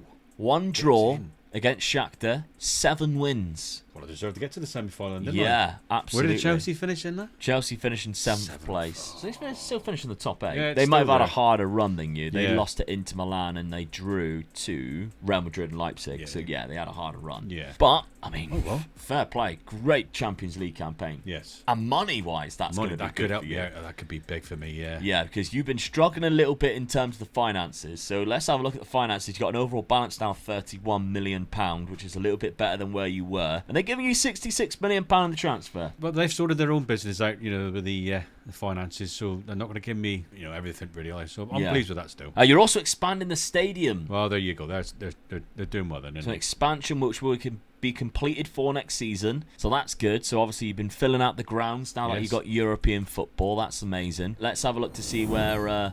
obviously we know I didn't win anything in terms of that, but Carabao Cup, Spurs winning that one. I'm happy with the season in general, finishing in 9th place. It's progress. And it meant that my youngsters didn't let me down, if anything, which is quite good, considering I locked so many of them in. A little bit disappointed in the goals, though, because Gaston Ortiz was my top scorer. I locked him in on that left-hand side because he was left-footed as well. 17 goals, which is my top scorer in 42 appearances. That's not great. Considering the second highest is the midfielder that I've loaned out. Alisson coming in and getting 13 and 9, which isn't too bad. Romario Morrison getting 9 and 7. That's not bad in terms of statistics. It's just no growth. Where's the growth? Yes. Like, it's just not happening. Bro Hansen, who never started a game, 38 games off the bench, got 6 goals. Borgerson, who played 23, got 6 goals. Ciafaril, who I started up front, got 6 goals the whole season and 13 assists. Like, that's very poor. That's not good, is it? No, and it doesn't look like he's got any better. So a lot of people always go, how do you always find these world-class players? I always get duds, because that's what's going to happen. I just never see me highlight them as much, and you might just forget about them because I get so many good ones which then develop into world-class players. I would say, obviously, Ciafaril is probably one of the duds. I signed him for quite a lot of money. He's not got any better, and he's had a terrible season, really. 6 goals and 12 assists, playing up front. So I don't know. I'm happy with the centre-backs. That's been your weak point since you started, really, as striker. Yeah, I need to find a good striker. Yeah. Kusanov has been a highlight in terms of at the back. He's developed quite well. That was a free transfer. He looks solid for me now, so I'm happy with that. And the other one, Garinho, maybe not as much. I think locking him in was a gamble, and it didn't pay off. I could be looking at somewhere else there. There's some wasted money that I've got in this team, I think. There's a lot of players that I could be looking to move on. Beljo didn't really play any games. I think my team's due a clear out, really. Hamed is another one that's obviously developed really well. I want to keep around, but there's a lot of players in there that has had game time, just not really performed. I think we're due a bit of a mid-rebuild, if that makes sense. With the money of £50 million. So we could get rid of a few players, bring some in. But again, no trophies in season number 6. No. Knocking on the door, though. That's the thing. So let's see what happens in season 7. Players out, Dad. Yeah. 2031, this is the year we're on. So Carlos Dominguez went for 12 million. Added on to that is 48 million pounds worth. Gianluca Scamacca, gone. Yeah, I mean, I got money from this time, so nearly 20 million. Gone back to West Ham. Yes. That's kind of hilarious, by the way, because he had a terrible time when he was actually at West Ham for £30 million. He got 3 goals in 16 games. But yeah, he's gone back there for redemption, I guess. Hasn't scored yet. Also, leaving the club, Shelton has gone. 18 million. Profit for him as well, so I'm pleased with that as well. Yeah. He wasn't getting in the team, so he wanted to go. Yeah. I let him go. So yeah, a few players going out for profit. Yeah. Let's see, but £73 million worth of players there, plus £60 million in Tom Roth. So Tom Roth, good left back. Good left back, yeah. I mean, he can play the centre back position as well if I really needed him to, but I'm looking at him bombing down that left wing. Crossing ability, he's got it already. He's quick as well, so possesses a long flat throw. Yeah, that's even more dangerous, isn't it? Yeah, so very good. It'll be good for my team this season, I feel. Then the 3 outside of that, £60 million on Alberto Costa, so you're really locking down. That's £60 million on each side. Yes, right back, that's where left back. That's where I felt the sort of little bit of a weakness was. So I've just strengthened both those positions up with 2 really good buys, I feel. Who are not that old either. No, that's right, yeah. 26, 27. Yeah, he's good, yeah. I mean, this boy can cross the ball as well, and he's quick. So I've got two wing backs bombing down the flanks for me now. Yeah, so 2 good players, I think that is, considering the money you spent. Sticking around in Portugal, though, because Gonçalo Inácio, good centre-back. Never defender, and he left-sided, so I just sort of feel that my defence is really, really strong now. Yeah, I'm more shocked that 7 seasons in, he was still at Sporting. Yes, yeah. He tends to always move, doesn't he? Oh, I was pleased that I got him for nothing, to be honest. A player of that ability. Simon Harper from Bodo Glimt, though. I had a little bit of money left over, so I just thought, right, what can I buy? So I bought a young striker in. He looks quite good for being 21. Stuck him straight into the under-21 squad, because I don't think he'll get into much team games. So, but he's good. Yeah, 6'3". He can't jump even though he's 6'3", which is he don't weird. need to, does he? He's already up there, isn't he? Yeah, very Haaland type of player. Yeah, that's pacey, right. Yeah, I mean, off the ball. If I get any injuries with the ones that I've got up front, he's the guy who'll just sort of slip right back in for me. Let's have a look. Matchday squad, not locking anybody in, sticking with the 4-2-3-1. This has got to be the longest you've ever stuck with a tactic. To be honest with you, I've looked at it and I keep thinking to myself, why would I change it? The wingers I've got are so good, and that the attacking midfielder is so good. So I'm thinking, I don't want to change them 3, because I've looked at it a couple of times and thought to myself, I'm going to play 2 up front. Yeah. Especially with seeing you getting all these strikers, and I'm thinking, I'm missing out on strikers here. I don't really need them when I got this striker who's this good, and a couple, set in behind him as well. So I haven't had to change it. Check his temperature. He's all right. I hate it's it. weird, isn't it? I'm sort of tinkering twitching. with it, Yeah. I want to do something, but I don't need to. Yeah, I mean, Galindo, great bit of development there. 0 acceleration. I mean, 11, but he's got quicker. He just can't get off the mark. Yeah, when he goes, he goes. Yeah. It just takes ages to start moving. Come on. That is a bit like me, to be fair. I'm quick when I get going. You were like that when Yeah, right, it's just getting me going. Especially if I start running downhill, nobody's catching me. Yeah. But it's just the momentum to get me going. Yeah. But I always think I've got a massive ass. I think it's gravity. I have to really work hard to get the quickness up. But once I get there, I'm quick. But yeah, that's very much like Diego Galindo there, the Colombian striker that he got. Who, by the way, still only 3 stars out of the 5 stars, and is still only 20. Yeah. And he's that good. Yeah. And the attacking midfielder I got behind him as well. I think didn't I change his role to the like the shadow striker? he is a centre forward. No, the one behind him. Oh, right, yeah, shadow attacking- striker, yeah. So I've changed that as well because that's I want him to be in the box a bit more. So Yeah. really, I'm sort of playing 2 strikers, but he's such a good midfielder that he just slides into that position. So Yeah. Okay, well, let's have a look at your fixtures at the start of the season. Sold Skamaka to West Ham. Lose to West Ham. Of course you did. Glad he didn't score against me. Yeah, Mason- they've got 2 Mason Man Mount United, on a ex-Man United penalty. players Yeah. there, Zidane Iqbal and Mason Mount. But yeah, 2-1 against them was a loss. But you beat Everton 3-1, Gustavo Sarr a hat-trick. 4-2 against Manchester City, Gustavo Sarr with 2 goals. Yeah. And then Fulham 3-1, Gustavo Sarr got the opener. Yes. Well, So he's the doing well. first goal for you. Started well, yeah. I get to see Ryan's back in the team as well, scoring goals. So, yeah. I'm a bit disappointed. Obviously, out of all those games, the West Ham one, you'd think that's the one I would win comfortably. Yeah. Man City would be the one I would sort of like struggle with, but I'm still happy with that start. Grimsby in the 3rd round of the Carabao Cup. We know that is an impossible tie. Yeah. If we're going on history. Man United flashbacks there. Oh, that was an horrible day. That was awful, wasn't it? Europa League. Yes. So Paulson. this is the one Fiorentina. I feel that I've got to be really pushing for this season. Yeah. Servette and Sevilla. SK Rapid. Villarreal, Trabzonspor, Malmo. Now, teams that you're playing on aren't great. Let's have a look at the rest of the teams in there. Who is stopping you in this batch of clubs? Newcastle's in there for a start. Newcastle's a big one, right? Yeah. Seville, they've got such a good history with the Europa League. In that Europa League. Yeah, so I'm looking at that as well. Feyenoord can be a good team. Yeah, good call. The 3 Dutch teams, really. Yes, yeah, I think you're right there as well. Yeah. That's the only ones I think Lyon, they could be. Depending on now where they've been doing. Yeah, that's right, yeah. I mean, they're there for a reason. Yeah. So they've done well in the league, so they could be on the way back again. West Ham. West Ham's in there. They've just beat me, so I've got to say West Ham. Skamaka is coming back. So, that would be hilarious. But yeah. I mean, I'm looking at it, and, there's a few teams in there that can do me some damage, but I've got to be favourites to win that, I feel. I mean, I've just come off, a couple of seasons ago, I won the Premier League. So I was in the semi-final of the Champions League last season. Will that trophy have Dad's name on it? Well, let's have a look. Anyway, speaking of trophies, I am lacking in that department, so I needed to think big. Now, I sold £90 million worth of players for Nokia and Doumbia have both left the club, as well as Belgio's gone for £8.75 million. So I've made a little bit of money. I've loaned out Sayafril. Yeah. We're not happy about that at all, so I've loaned him out. He's going to get first team football for Charlton in the Championship, which is kind of what I think he needs, really. Bringing back Dastan Satpayev. Obviously, I had him on loan 2 seasons ago. He went back to Chelsea, didn't play any football, realised I need to get first team football, so I signed him for £11 million.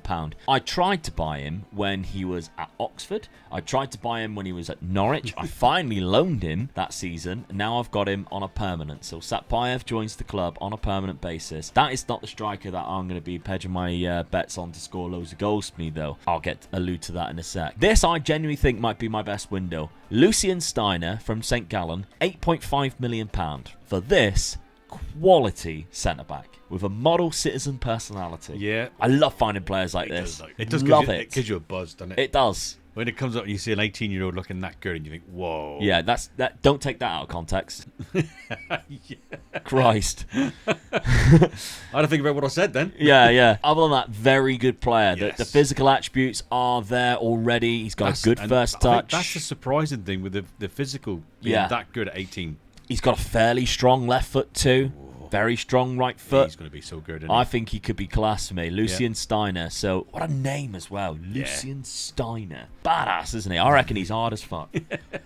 So he comes in as a new centre-back. It's more of a German name more than anything. It is, yeah. I mean, and Switzerland is very close. They have a crossover, don't they, of names. Vinicius Tobias, though, Brazilian. We know another player from Shakhtar that I bought. That's also Brazilian. Right back. I haven't really been getting a lot of right backs in because we've been playing an inside fullback, which he can't necessarily do that well. He's a 2.5 star. But I bought him because I had little visions of me changing that role into a more wing back. And I thought, well, we don't have a wing back. So I bought him just in case because he did only cost me 7 million. Not bad at all. He's a good right back in the game. Satpayev only cost me 11, 8 million for him. Tobias, only 7 million pound. I'm not paying much money here. No, you're not. And the final player, 16 million pound, and he's going to be my starting striker. Another one with a perfectionist personality. Model citizen, perfectionist personality. He's 21 years old, hasn't scored a single goal for us yet, but Leo comes in. The Brazilian. He plays up front. I just hope I can just win a couple of trophies before you kick in because this is going to be so good soon. Yeah, if he develops, you could be in trouble here because I have struggled with a striker. So we're still sticking with this formation. Steiner and Kusanov at the back. And let's have a look, without restriction, our unpicked positions around it. Karabashvili on the left, Vinicius on the right, Hamed in goal.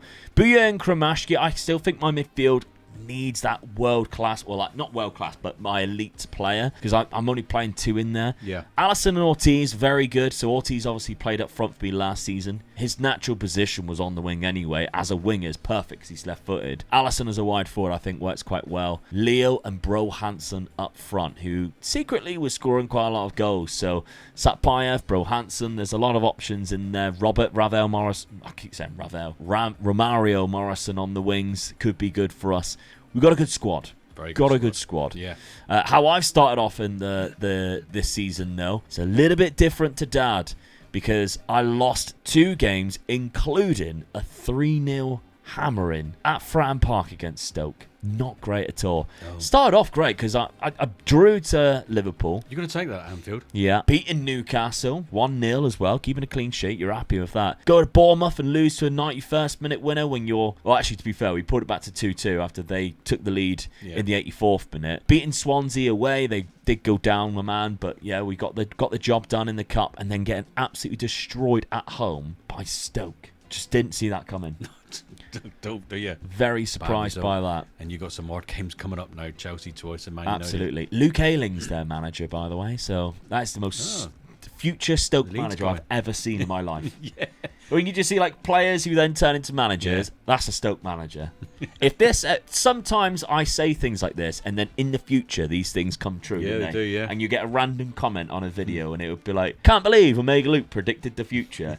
This is one that I fully anticipate will happen in about 5 years' time. They'll go, "Luke Ayling's just been announced as Stoke manager. Can't believe it." We'll see if that one ever comes true. But anyway, I need to do a better campaign. I'm looking at that Carabao Cup and thinking, why have they given me bloody Chelsea in the 3rd round? So annoying because we need to win a cup competition soon because I think you're on the cusp again of doing something. So I just can't believe that we haven't got close in the 2 cups, though, have we? No, we haven't got to a final. No.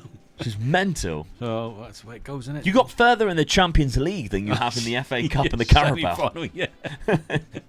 Oh dear, it's crazy. Oh dear. Yeah, right. I won the Premier League, and I still can't win a cup. So I know. Right, season number 7 then. Let's see what happens. Dad's in Europa League. That could be a cup that I could be worried about. Let's find out. All right, well, I'm buzzing with this season. You've actually got more points than when you won the league. Yeah, I've got to look at that. I've got the same points as when you won the league.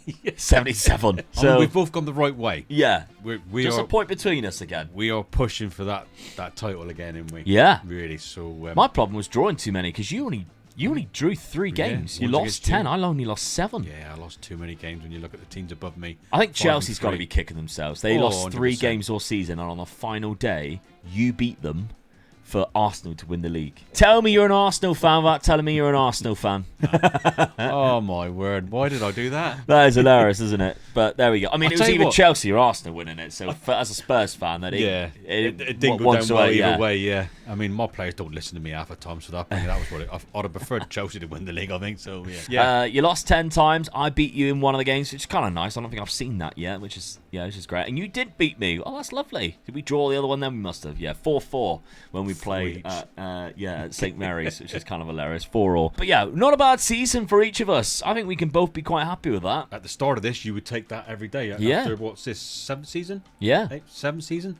So yeah, we would take that. Definitely, I'm pleased. I've got to be up there and thereabouts. Getting into the European competitions, which is the big money side of it, yeah, I'm happy with that. Speaking of, now you're in the Europa League, and if an English team wins it, I go into the Champions League. But I would rather go into the Europa League. Yeah, that's right. And I could do with you losing. So, in the Europa League, how did you get on? West Ham beat you in the final.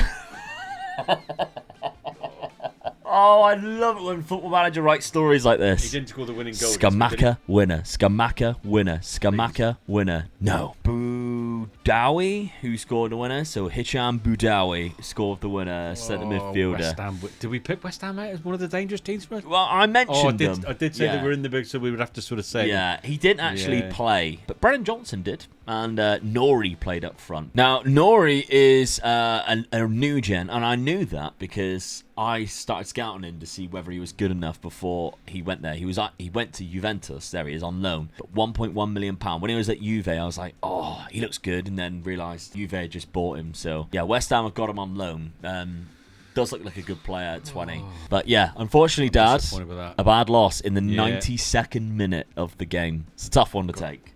Well, when you get to the finals, you got to feel. I mean, I would have felt confident. I mean, I don't know where West Ham finished in the league. Yeah. I know they beat me at the beginning of the season, didn't they? So finished in 10th. I'd be confident of beating them really, wouldn't I? So I'm really disappointed with that. And that does mean I'm probably going to play in the Champions League. Yeah, because the English team's won it. Like you said, So I'm like, that's a shame. But never mind. We could end up playing against each other then in the Champions League. Yeah. I was hoping, I don't think my team's quite there yet. I was hoping a Europa League run like you just had there would have been great. Now let's have a look at your Europa League run. You had Newcastle in the semi-final. So we'll go straight from the league phase. Top that. 1 draw against Sevilla, 7 wins there. Very good stuff. Then went into the round of 16, knocking Feyenoord out. 10-1. Quarterfinals, Lyon 5-1. These are the teams that we're mentioning. Semi-final, Newcastle 4-1 to then lose to West Ham 3-2 in the final. Disappointed. It's unlucky. Yeah, good league finish, but bad finish to the season. Other competitions though, the Carabao Cup and the FA Cup was won by Arsenal. They beat Newcastle in that one and Liverpool in the other. They've done the treble then. They've done the domestic treble. Yeah. But yeah, no trophies for me then. Never mind, but I think we've had a good season. We even beat Arsenal towards the end of the season there. I had a great run towards the end of the season. I won my last 7 games. Done well. In fact, in the league, I didn't lose since the 22nd of February against Spurs away. I had a great run in the league. That's like 10 games because I only lost the Liverpool game in the 5th round of the FA Cup. I had a great time towards the end of the season. It's just the start that really screwed my any sort of league campaign up because even the 2 games after was 2 draws. That's a worrying thing for me because that's how you expect it when you lock young players in to get better as the season goes. Yeah. Speaking of which, if you're coming stronger and stronger at the end of the season, that means these guys are getting better and better. Yeah, Leo looked like he's had a wonderful time. Didn't it? He hasn't scored that many, though. My top scorer is Sayafril, who I loaned out because he didn't score me enough goals. You can't write this game.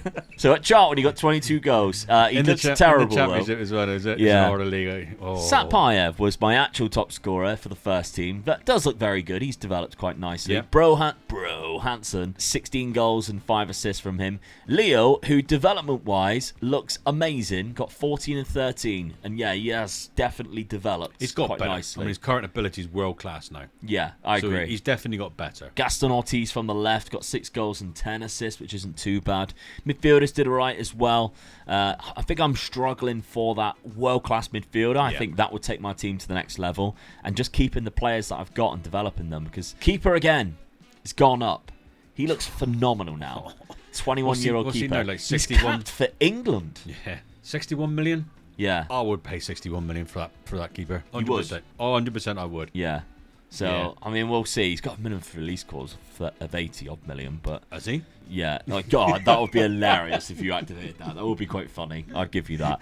We've never done that before. No, we haven't, have we? It's been tested. Because you don't actually know. I mean, I don't know. I didn't know he had that. Yeah. But it'd be quite funny to do. Normally, we scroll through and when we see it's like your player, I go, oh, never mind. And then you go, oh, because we're just never going to accept it. No. But £57 million transfer budget for me. Dad, let's have a look at your squad and how they played this season. 23 goals for Gustavo Sa. That's your attacking midfielder. That's my attacking midfielder again, yeah. Changed his role to the shadow striker, so he wasn't even in your best 11 at the start. Thomas Palmer was, who got 10 and 20 assists. He was on the wing, wasn't he? Didn't he go to the wing? Yeah, but Ryan played quite a lot, so he got 20. They were finding it between the two of them, weren't they? And he's done very well, considering he only started 27 games, 26 off the bench. He's been there or thereabouts every season since I bought him. Yeah, season 2 you got him. He don't let me down, does he? No, he's doing really well. Solid. Yeah. Galindo, your striker, though. Oh good God. Now, yeah. Very good development in him. Yeah, he's getting better. Really good. So 21 years of age and turning into a bit of a star there. As is Jay Robinson. Bit of an unsung hero for your team. He's come through the youth teams doing really well for me, yeah. Yeah. Okay, so we're lined up quite nicely then. And then in terms of your recruitment, you've got £60 million to spend in the summer, should you wish, which I know you will want to. Yeah. No trophies yet, though, so we carry it on. It's still 2-1 going into Season 8. Right, we're going to start off with my window because yours was, I mean, not lackluster, but quiet. Yes. I think, compared to me. So, we're going to kick things off with mine. I sold a lot of players, and I was very, very annoyed because somebody activated the release clause. Spurs jumped in before me. Yeah. Isn't it weird how I mentioned that there's a release clause, and then somehow the Spurs supporter somehow leaked to Spurs My there's a release clause. balance is looking a little bit better. Yeah, you know what I mean? Somebody got an agency fee there, I think. And I was gutted about this. Yeah. And then I found a replacement, and I wasn't as gutted anymore because I think the replacement's almost just as good, but it's because it's the homegrown player, come through the youth academy at Portsmouth. Why did he have to leave? Absolutely gutted with that. So Rami Hamed has left and went to Spurs for £82 million, which is really frustrating. A few other players have left the club as well. So Matteo Vitti went for £11 million. Guarinho went for £6 million. But the replacement was Roberto Nardi from Atalanta. £58 million. So not quite as much. 22 years of age. Very good goalkeeper. Actually rated higher than Rami. And he was on Dad's shortlist. Yeah, he was. I was trying to raise some money to get him. But you couldn't. So no, I did instead. I couldn't raise the money to get him. I got there first. So cracking goalkeeper. I'm happy to bring him into the club. Wasn't the only goalkeeper either, because I realised I didn't even have a backup keeper. So I brought in Balic as well from Slaven Belupo. So this Bosnian goalkeeper who looks very good as well. Never going to amount to anything, so he's happy to be a backup, which... brilliant, love that. Cost me £5 million, so good backup, very good backup for Balic. So outside of that, then I tried to make more money to bring in one final player, which I did manage to do because there was other players that joined the club at the start. I'll introduce you to them first. So we've got Julio Larrea from River Plate. My South American links are working again. Very good right-sided winger, 21, has a good potential too. Resolute personality. 6'5" though, and can jump, and not very good at heading, but he can still jump. And then we've also got on the left-hand side, because we have loaned out Romario, we have brought in Israel, who is a Brazilian left winger, and he looks good too. Yeah, he does, doesn't he? So for the price that we paid, again, not a lot of money, £13 million, bringing in two wingers on both sides from South America. Let's see what they can do. Eventually, Romario Morrison's gone to Middlesbrough, as you can see down there, to play first-team football. I just don't think like he's really getting the gist of this. I think he needs to first-team football. Let's bring him out there. So then I thought, right, I need that centre midfielder that I mentioned, the world-class centre midfielder. Napoli had the guy that I wanted. It cost me £81 million in the release clause. Abdullah Moussaoui, he looks great. An Algerian centre midfielder. Does look good. Can do it all. He can pass, mark, perfectionist. 21 years of age, decent with both feet. Still has a bit of a way to go. Again, 6'5". I'm buying some monsters here for this midfield. Could be a quality player for me. So that's all my signings. Locking in two, Satpayev and Larrea. So outside of that, then they can fight. Ortiz and Israel can fight over that side. And then we've also got, obviously, Leo, who is world-class now, can go up front in that position there up front with Satpayev. Changed a couple of the roles around in midfield, actually. And if we're looking at the best 11, which is outside of that, Leo is there. Midfield, actually, is Escobedo. And it does put Moussaoui in centre-back. But when I was doing this at the start of the season, a lot of the time he was going there. So I'm just going to let him play wherever the assistant manager thinks he needs to play. Yeah. Because Kushinov, if he doesn't play at centre-back, goes right back anyway, which I'm all right with. Forms a back three because he's an inside full-back. Forms back three. We're all good with that. So, start the season. Let's see how it played out. It's been a good time for me, I think. We've lost to Spurs, but everybody seems to do that at the minute after they pinched my goalkeeper. Moussaoui actually scored on that first game of the season. Lost to Chelsea as well. Kvaratskhelia in the 93rd minute. You had 3 hard games to start off with. Yeah, very. Yeah. So I think, out of the 9 points that we could have got, we did all right. Yeah. Satpayev got a 58th minute winner there. And then Crystal Palace, we got a couple of goals there from Laraya and Satpayev. 3-0 in the third round. And you got Palace again next. So yeah. You should go away too. Yeah, you're Two trips to Selhurst you just beaten Park. 3-0 in the cup, so you're looking that you should beat them in the cup. Champions League fixtures then. My first time in Europe. Bodo Glimt, Club Brugge. We've got PSG, Atletico Madrid, Salzburg. All right. Stuttgart. Not bad. Yeah. Ending with Inter and Sporting. Not bad. I think that's all right. That's all right. Yeah. Inter, PSG is obviously tricky. Atletico Madrid could be here, there. Other than that, I'm happy with that. I think we can get into the playoff situation. Yeah, I think you should, yeah. Right. Your one and only signing. Yes. And it came because it wasn't the signing that you wanted.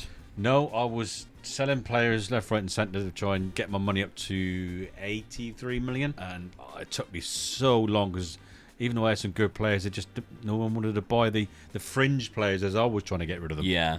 So Pupil, Haggett and Siddiqui were the sent to the Siddiqui was slaughter. the one I sort of sacrificed right at the end type of thing to sort of make sure I got the money. But when I did get the money, the player that I was going for was gone. Yeah. So then I had to reevaluate and look for another centre defender. Yeah. Because Cousineau also went as well. So you were planning on improving that centre-back spot. Yeah. You ended up with Christian Mosquera. I'm pleased with this signing still. Yeah, he's very good. Very quick. I mean, he's 28. That was the player that I was chasing was 23. Yeah. And he was as good, or just the same, I felt. But when I seen this player, I thought, right, I'll get this one in. He's just as good as what I was. He went to Real Madrid, didn't he? Yes, he did. Yeah. So let's have a look to see the player that Dad tried to bring in instead. Because he went to Real Madrid. It was Marcelinho Cisse at Sporting, and you can see why you went for him. 22, yeah, that's the one I really wanted. Both-footed as well, mainly starting on the right side, but he was both-footed, and he also played in that DM position as well, which I thought would have been ideal because I got a couple of good players in both positions really, and I just thought it just felt the squad just right really. But I offered him a lot of money and wages as well to make sure he would come to me, and it didn't work. And he picked Real Madrid instead. Yeah. So, but I'm still pleased with the signing that I've got. I feel that's a good improvement to the centre-back position that I was going. Yeah, he goes right in there. So the way I'm looking at that now, that's the whole of the back four I've changed now in 2 seasons. Yeah. I don't have to touch the going forward. So I think I'm stronger again. I've got just as strong as first team as what you have, but I think you're coming through these next couple of seasons. It could be dangerous for me.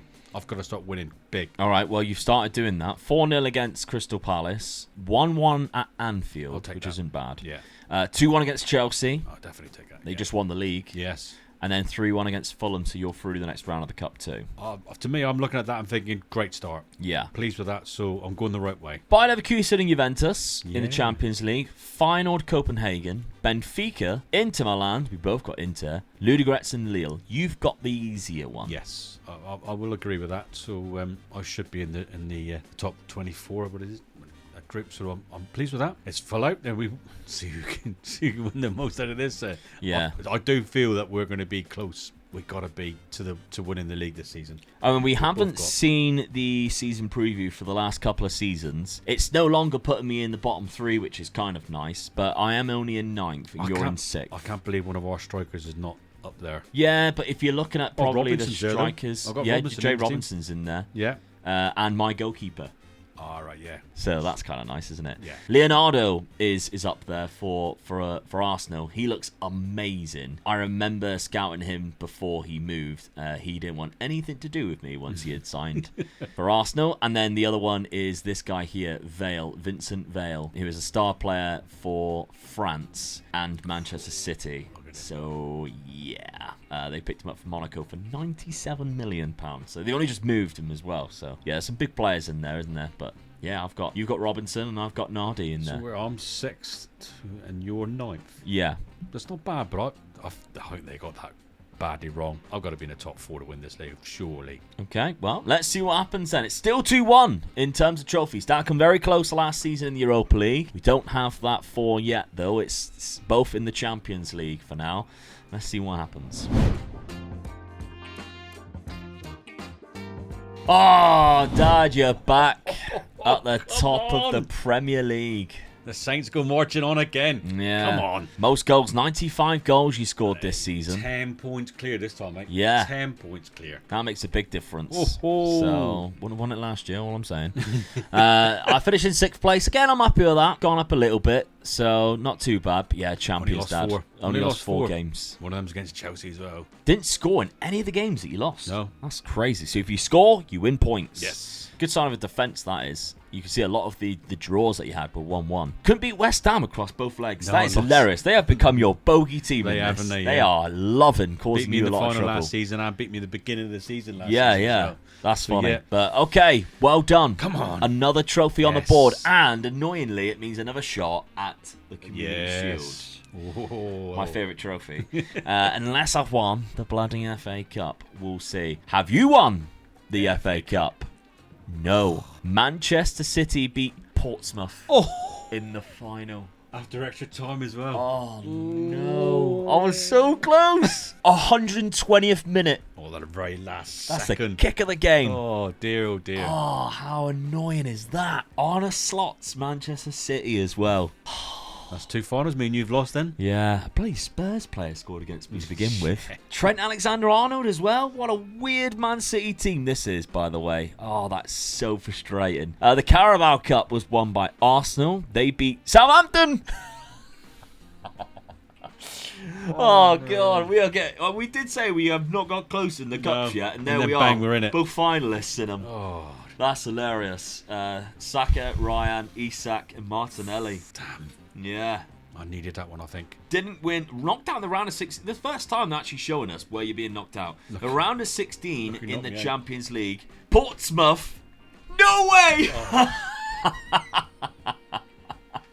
Have you won the Champions League? First time. How have you won the Champions League? First time in the Champions League. I think that's more of a shock than me winning the Premier League. Yeah, I think it is.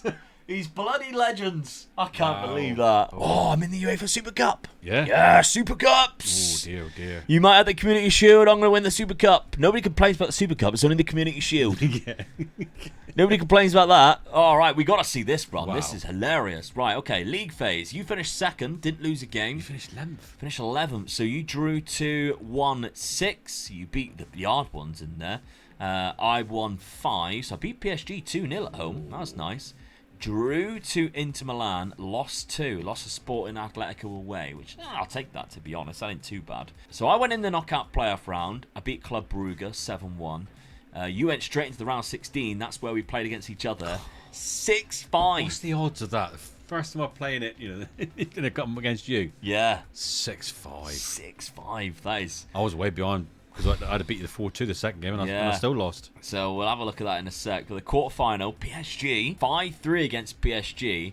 And then after that, I mean, Porto's knocking out Benfica. That's some big games going on in the Champions League there. Semi-final, I had to knock out Real Madrid to get to the final. And somehow Porto beat Barcelona. I mean, you got to look at it. You beat Southampton, you're the Premier League champions. Yeah, PSG are probably the French champions. Yeah. And Real Madrid. Who are probably the Spanish champions. So you deserve to go on and win it. Yeah. I mean, Portugal probably. Are the Portuguese champs? Yeah, you probably could say that. So you've had to play the champions of each league. Yeah. Oh, well, you deserve to win it. Well Absolutely done. Buzzing with that. So well done. Trophy on the board for each of us. Ooh. Lovely stuff. This is heating up now, going into season number 9. How the hell have you played in the Champions League? So if we think about it, then that makes it 3-2. Yes. 3-2 on trophies. Yeah, as I've won we 2 go premierships and the championship. Yeah, with 2 seasons left. This is hottening up. And we're playing for a trophy each For the beginning of the season next season. Yeah, that's it. The 2 Super Cups. Well, the Super Cup and the Community Shield. Oh my God! If this isn't a reason to subscribe, I don't know what is. Let us know if you're enjoying this video and the 10 seasons. So am I, to be honest. Galindo, Dad. 28 goals for Galindo. What's your top scorer of the campaign? Yeah, so that's done quite well. Mazambi's done well from DM. He's got 18. Good boy, that really. Yeah, still only 27 as well. So the last 2 seasons he's going to be fine. Jay Robinson, 17 and 15. He's done well. Yeah. Thomas Palmo, 22 assists with 17 goals. Solid signing from him. Ryan's doing well as well. He's still doing it for me, really, and he still improves. That's the thing about it as well. Better. So yeah, 15 goals, 13 assists. Very good. Recruitment for this season. So you got £66 million to spend in the window. That's 88 overall balance. Let's look at the best team in Europe, Portsmouth. There we go. Love that. Couldn't win the FA Cup, though. That's really annoying. Leo was the top scorer. Good to see it. 27 goals. There you go. That's the first time you've got a really good out-and-out goal scorer, isn't it? Yeah. Oh, my God. He's so good. Then Larea, who are locked in on that right-hand side. I'm glad I did. He's developed quite nicely, to be fair. He's got 22 goals and 10 assists. Satpayev, who are locked up front, got 22 goals as well. Gaston Ortiz got 19 from the left with 7. Bro Hansen got 14, and 11 coming off the bench quite a lot. Gaston Bouyer from centre mid. But look at that. 32 assists from Israel. Only 9 goals, which is a little bit lapsed, but 32 assists. He's only scored 9 goals because he's assisted everybody. He's just give a ball over, just tap it in. Yeah, go on, mate, you can have it. Tap it in. Yeah. Left-footed, so I'm playing him, if you look at it, as the winger on the left-hand side. That's the role we've been using, so he's perfect for that. He can cross the ball in, he can pass it across, and yeah, I mean, his crossing's quite good, his passing's decent. I look at that with a winger as well. I mean, sometimes you see wingers go through and they can be a bit greedy, and out of those 32 assists, he might have scored 10 goals. Yeah. But by assisting, he's probably given about 15 to 16 more goals than what he would if he shot. Yeah, absolutely. For the good of the team. Yes, and that's what you want out of a winger. I think that for me, an out-and-out winger is to supply the strikers. Yeah, and that's what he's done. Yeah, he got 12 assists alone in the Champions League and 15 in the Premier League. So that's really good from him. Not a bad buy considering I only paid £13 million for him. Recruitment for this window, £76 million, 76 in the bank as well. So do you know, I thought you'd have had more than that. Yeah, but this is my first season in the Champions League. Yeah, but you gone and won it as well. I did go on and win it, you're right. I'm glad you said that again. Lovely stuff. Champions of Europe. You'll never sing that. Right, let's have a look then. Season number 9, what happens in this window, because it's 3-2 on trophies. All right, that's season number 9. A few players have left the club. Fraser has gone on a free transfer. Would not sign a new deal. No. Right back, which means obviously you have to bring a new one in. Need a right back, so. But the big one, Jay Robinson going for 150. I'll apologise to the Southampton fans now, but I let him go. It got to a stage where Barcelona just kept on putting bids in, and I kept on saying no, and they just kept on creeping up. So I thought, right, come on, Barcelona, let's see how big you want to go. So I just gave him a price, and I said 150 million cash up front. Yeah. And they took it. Oh, I can't turn that down, can I? All up front. So, so I've let him go, but that allows me to buy, I think, a couple of really good players, plus a few good squad players. So that's what I've done, but I've really got to replace him first. That's the first thing I've got to do, and I think I've done that well. Yeah, you've brought in a player who I actually had on my shortlist as well, but I went for a different one, which obviously we've seen me buy already. But Alex Jose from Sao Paulo looks really good. Did we say how much it was? 13 million. 150 replaced by 13 million. And he is just as good, really. I think he is. Yeah. And he's 23, so he's a youngster as well for the team as well, so I'll keep that going as well. I'm really pleased with the replacement, really. I thought it was going to cost me a hell of a lot more money, but that's just sort of icing on the cake. Yeah, I think Jay Robinson is better overall, but I think Alex Jose has better physicals. Yes. Which means, physicals on this game is just really good. He's a solid replacement for the price that you've paid. But he wasn't the only one that you brought in. Now, you have overspent, I think, on one of the players, but the rest of the ones, I think, is sort of value for money that you got there. Yeah. What are you laughing at? Well, it wouldn't be right if I didn't overspend on something. Oh, no, of course not. Simon Harper also left the club, 24 million. Yeah. And Gustavo Sarr went for £45 million. Yeah, it was just one of those things. He kept on moaning that Real Madrid kept on coming in for him. I let him go in the end. So I had enough money. It sort of gave me a massive, great kitty that I felt that I could replace the ones that I was losing, and replace certain positions that I really need with a bit of strength. Yeah. I think that's what I've done. Yeah, so £259 million on the end. Obviously, Mosquera was last season. Jonas Erbig was the first one to come in there. So we've got a goalkeeper coming in, a new number one. What it didn't show on there was my reserve goalkeeper out of contract. Yeah. So I had to get a new goalkeeper, I should say. And I got this guy in, so I'm quite pleased with that. Then you got Warren Zaire-Emery coming in, quality player. This is where I think I've gone big, really. I've just I needed a really strong defensive midfielder in there, and I've got him. Oh, this guy's so good. And I was surprised he would come to me, actually, but I'm one of the best teams in the Premier League at the moment, aren't I? So there you go. We've got him. World class. Then we've got Pedram Safavi, who is at Manchester City. This is one that I think you overpaid with, £70 million. Although he has great physicals, that's kind of it. It is in a way. I mean, his crossing and dribbling ability is still very good as well. So that's what I want out of a winger. So he's strong, he's quick, and he can cross a ball. I just wanted an out-and-out winger for if I get any injuries there, he can go into that place. Because I don't think he'll be first team, but he'd be pushing for that first team place. Yeah, I think the money that it cost you is the English tax. He's an English international player. He's got one cap from Manchester City. I think that's definitely the reason why. Yeah, definitely. Man City upped the price. As soon as I inquired about him, up went the price. Yeah. Then we've got Andrea Natali from Stuttgart. So that's your centre back there. You can also play defensive midfield. Then we got two more players. Unax on a free transfer, which is a good deal for a free. Good deal for a free. Yeah, just strengthen the squad up. And then finally Grenier, who again is another player that I had on my shortlist, who I never pulled the trigger on because he never developed as much as what I hoped he would. But he's one of these players, I think if you give him game time, he would develop. Yeah, I mean, that's why I put him in the under-21 squad. He's only 20. I think he's a good centre-back to have in the team. So he's both-footed, so he can cover both positions as well. I'm pleased with that. Yeah, he's got some good mental attributes. The physical attributes, I mean, he's got great jumping reach. He's 6'6", so good head and first touch. I look at that now, I just think, I lost one of my best players, but I've strengthened my squad up quite a lot there. Invested around it. Yeah, it did, yeah. All right, so you're keeping the same tactic. Let's have a look at the best 11 pick. The best 11 pick keeps pretty much the same team, but with Zaire-Emery and I think in there. Him in with Charles in there. That's such a good midfield now, defensive midfielder there. I just think that's really, really strong. Yeah, Shea Charles still sticking around. He's still around. Yeah. 9 seasons. That's not bad, is it? So, I'm quite pleased with that. My keeper's gone straight in, so I've got a new goalkeeper. Seaman had such a good season last season. I think he got the new record for clean sheets, so it was going to be hard replacing him, but this keeper's going to do it for me, so I'm looking stronger all around, I feel now. All right, before we have a look at the fixtures, because of course we both have Community Shields and Super Cups that we've played in. I lost Robert and Wesley on free transfers, and they just didn't want to sign deals. I tried to sell them previously, but never really worked out. And outside of that, no players left for money, which meant I had a boring transfer window of just one player in, Alvaro Olivares from Inter Milan. £16 million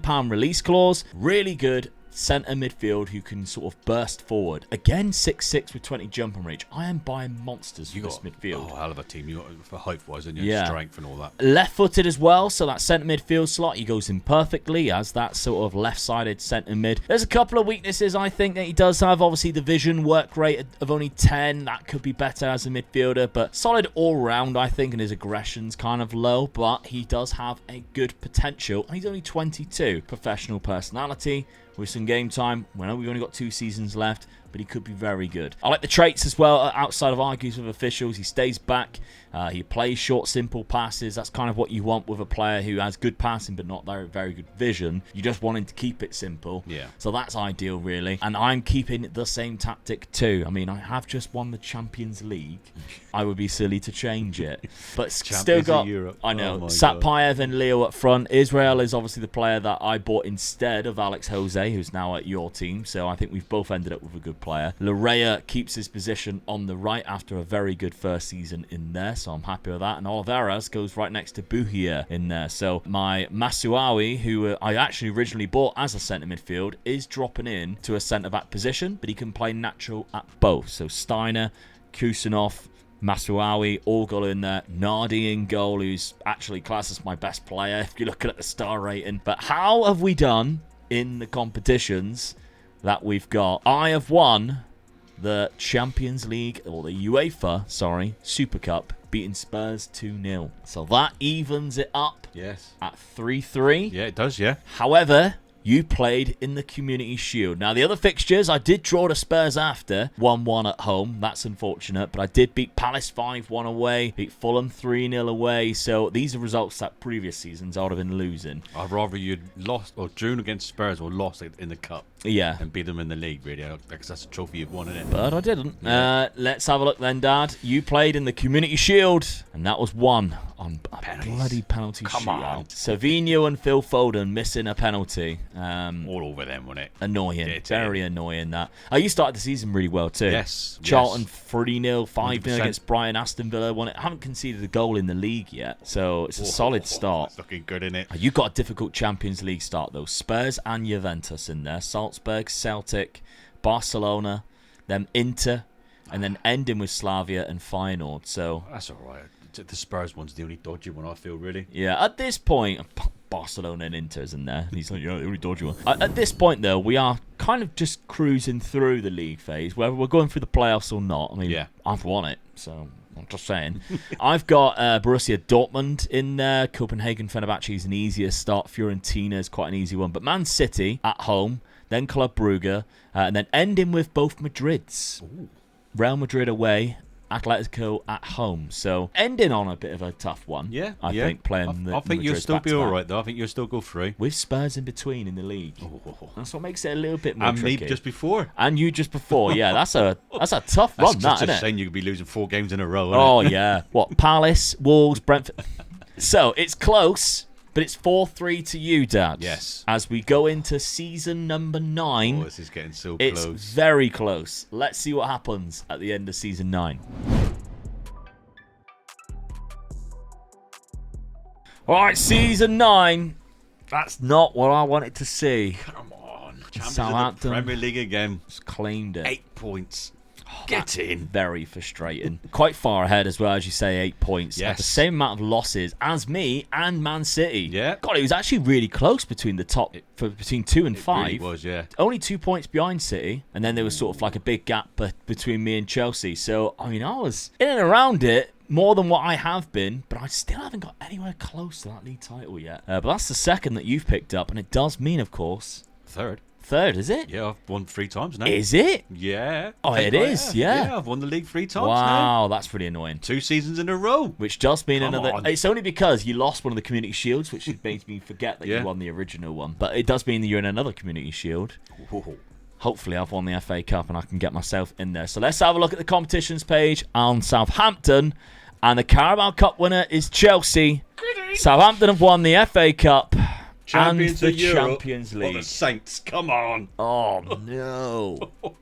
Get in. That's really bad, because that's another Super Cup. Ooh, Super Cup and the Charity Shield. You might have just pipped this before the final season. Oh, come on. Imagine being part of, like, Portsmouth or Southampton's fan base, and you go from like Championship, and then 9 seasons later you're trading the Champions League trophy between each other. That's unbelievable, isn't it? It's crazy. I mean, fair play. That's a really impressive season. FA Cup, 4 Premier trophies, League, Champions League. Yeah, you lost the Carabao Cup final. Oh no, I nearly done the whole lot.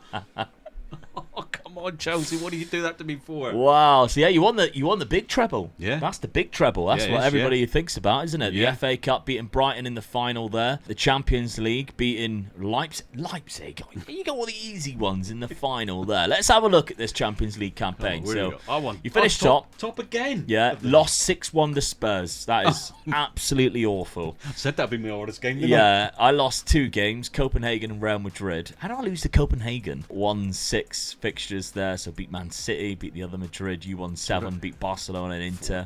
Let's have a look then. Knockout playoff round. Neither of us played in. So the round of 16, I was eliminated by Arsenal, 7-3. You knocked out Barcelona, 9-5. What a tie that is. Quarter-final then, knocking out Arsenal. Even better. They like goals, don't they? Come on. 8-7. 8-7, what a game that was. Semi-final, beating Juventus 2-1. A lot closer tie in the semi-final. But yeah, well done, Dad. You went on and done it. Oh, that's disappointing. That's really hampered my chances of doing this. However, I did win another trophy. Yes. The Intercontinental Championship. So I've won that one, beat Al Ittihad in the final there. So technically I did pick up another trophy there on top of my UEFA Super Cup. Yeah. So 4-3. So you got 5 now. No, I've got 4. Right, we just did a bit of calculations off camera, which was hilarious because Dad's maths was really questionable. 7-4. We 7-4. think the scores are because of this Intercontinental Championship and the Super Cup, and I was only 2 trophies before that, which was the playoffs and the Champions League. Yes. So you are now 7-4 into the lead, but you're in both Super Cups. Oh, yes. At the start of the season. If you win that, 9-4, I don't think I can win 5 trophies. I don't think you could. It could be all over. Not with me still in the other. I mean, that's trophies I can win that you're not in. That's what I mean, yeah. If you win that, I can't actually win anymore. Yeah. Okay, well, and you might even be in that one as well. Probably, yeah. So that's 3 that you might win, and I can't be in. So that could be 10-4 before... and I definitely can't win 7. All right, well... also, just noticing, you beat me in the semi-final of the FA Cup 4-0. Yes. I wish I didn't say that. That's really frustrating. Let's have a look then at the Portsmouth squad, because I think I finally need to change this tactic, because I've been trying to rock it for a while and it's not quite paid off. Leo is doing really well though. 26 and 19 for this man. Finally found my striker. Was it a season too late potentially? Bro Hansen, got 14 and 17 for Larea.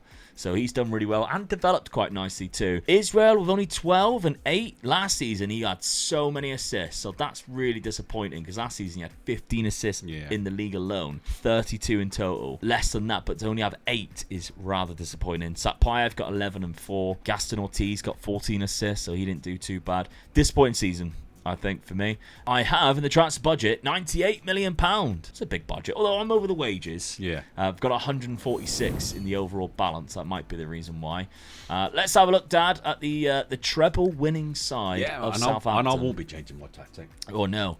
Galindo, 45 and 11. Yes. Wow, what a season. He's looking good, isn't he? Yeah, that's very good. So good, yeah. Still only 23 too. Yeah. Thomas Parmo, 28 and 17. Good season for Thomas Parmo. Ryan, 20 and 16. Mr. Consistent. Oh, he hasn't let me down right from the start when I bought him, has he? Yeah. So, I've got to say thank you to him for that, because he just hasn't moaned when I've put other players in his position, but he's just come along, took what he had to do. Still got 52 games as well. Yeah, he's done very well. Yeah, I'm pleased with that. And then Alex Jose, new signing. New signing, played 60 games, 20 and 20. Oh, you can't moan about that for replacing Robinson, can you, really? Yeah, very good. Yeah, and I beat Barcelona in quite a few games as well. Yeah. So, sorry, but you went to the wrong team. I think the most impressive one here is Pedro, because he came off the bench 45 times, only had 5 starts, got 13 assists and 3 goals. I mean, that's the good thing about this squad.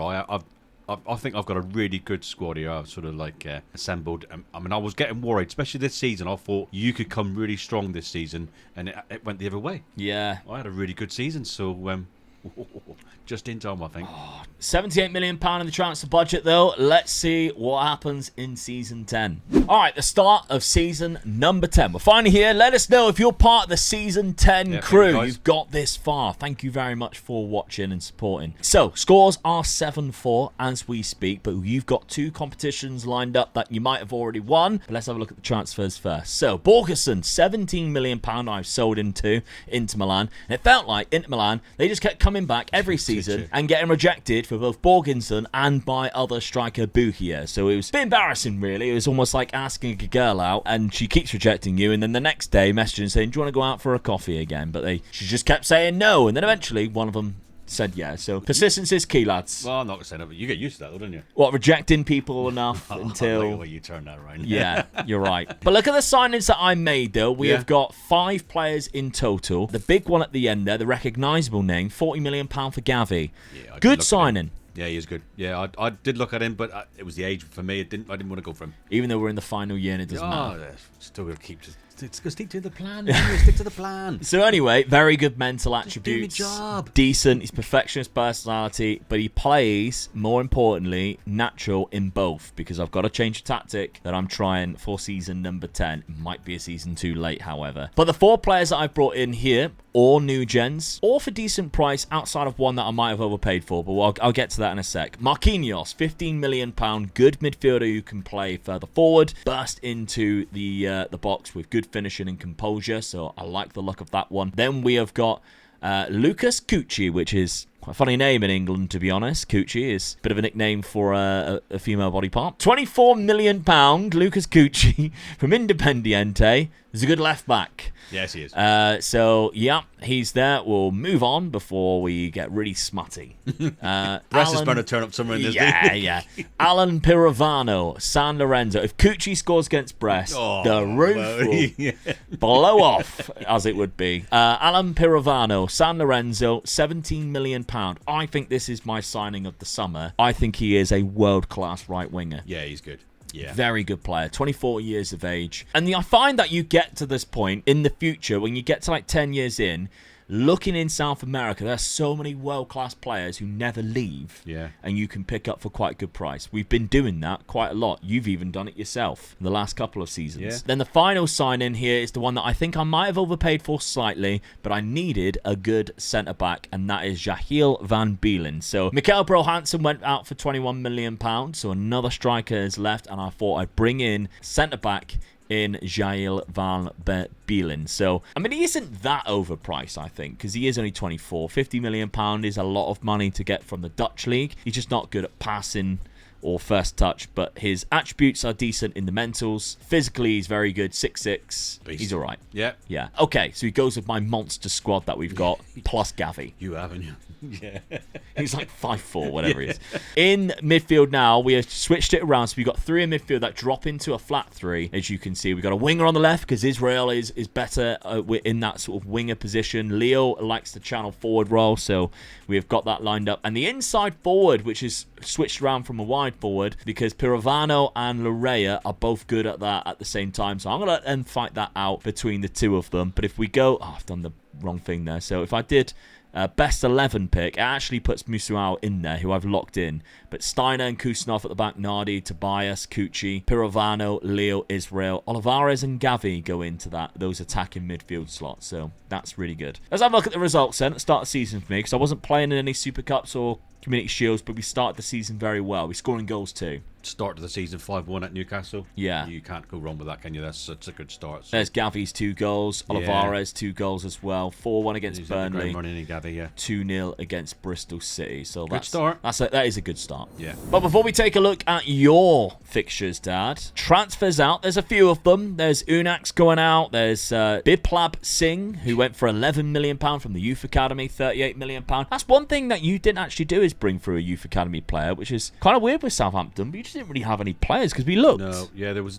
Especially when we found the 2 in my team, we were like, oh, have you got any? Yeah, there wasn't any there. I mean, no. I had Robinson right from the start, so but unfortunately I sold him. But it was unfortunate. I did have a look, but no, there wasn't sort of big one sort of coming through. I sent out a couple on loan, hoping they would get better. Yeah. So I had a left back that could have looked really good, but no, nothing come of it. So Vittoria Wolf, though, that's from Spurs, 80 million. This is my big signing for the season. I needed a strength in that position, and I think I've done it with this lad. 22, so I'll stick with the youth. Physical's really good, so he just can't finish if I get him in front of goal. Yeah, so, one finish. Yeah, so or take a free kick. The boy can go down the wing and he can get the ball across. That's all I'm asking him to do, as long as he's defending as well, and he can do all of that. So yeah, I don't need him in front of goal. I've got someone else to do that. All right, Mark Bernal though. So I went with Gavi. You went with Bernal. Yeah, I went for this guy mainly because he was more of a defensive midfielder. I just wanted a bit of sort of competition for Charles. Really, Charles is one of the players that I've had right from the beginning as well. Yeah.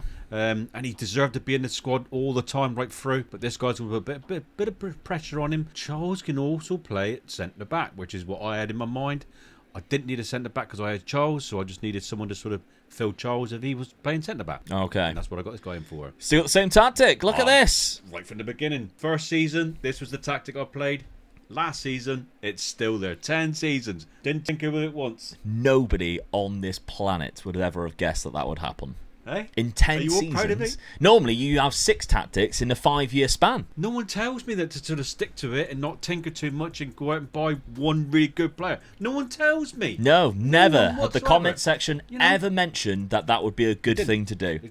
And I'm working with you all the time. You're not going to tell me. I'd never tell you that. No, I've never mentioned that to you. So. And you never learn from watching what I do, and I tend to win things, and that's what I do. Yeah, well, the penny just finally dropped. Yeah. The penny dropped. Look what happened. I thought, stick to this tactic. You didn't. You kept on changing the tactic. I've had the similar tactic for the last since I won the Champions League. It's been very similar. 7-4 up. Yes. You had an opportunity at winning 2 trophies. Let's see if you managed to win them. The Super Cup and the Community Shield. You won both. 4-0 against Manchester City. That's such a big trophy to win as well. Especially when you lose 3-1 right after. And then 2-1 against Liverpool in the Super Cup. So that makes it 9-4 as we go into this final season. And I cannot win 5 trophies. So I think you do win the trophy. Too far away. Go on. Yeah, you win the trophy race in 10 seasons. But there's still trophies up for grabs. I've still yet to win the league, an FA Cup, or anything like that. So let's see what happens season 10. Alright, season 10. Portsmouth are your Premier League champions. On goal difference. On goal difference.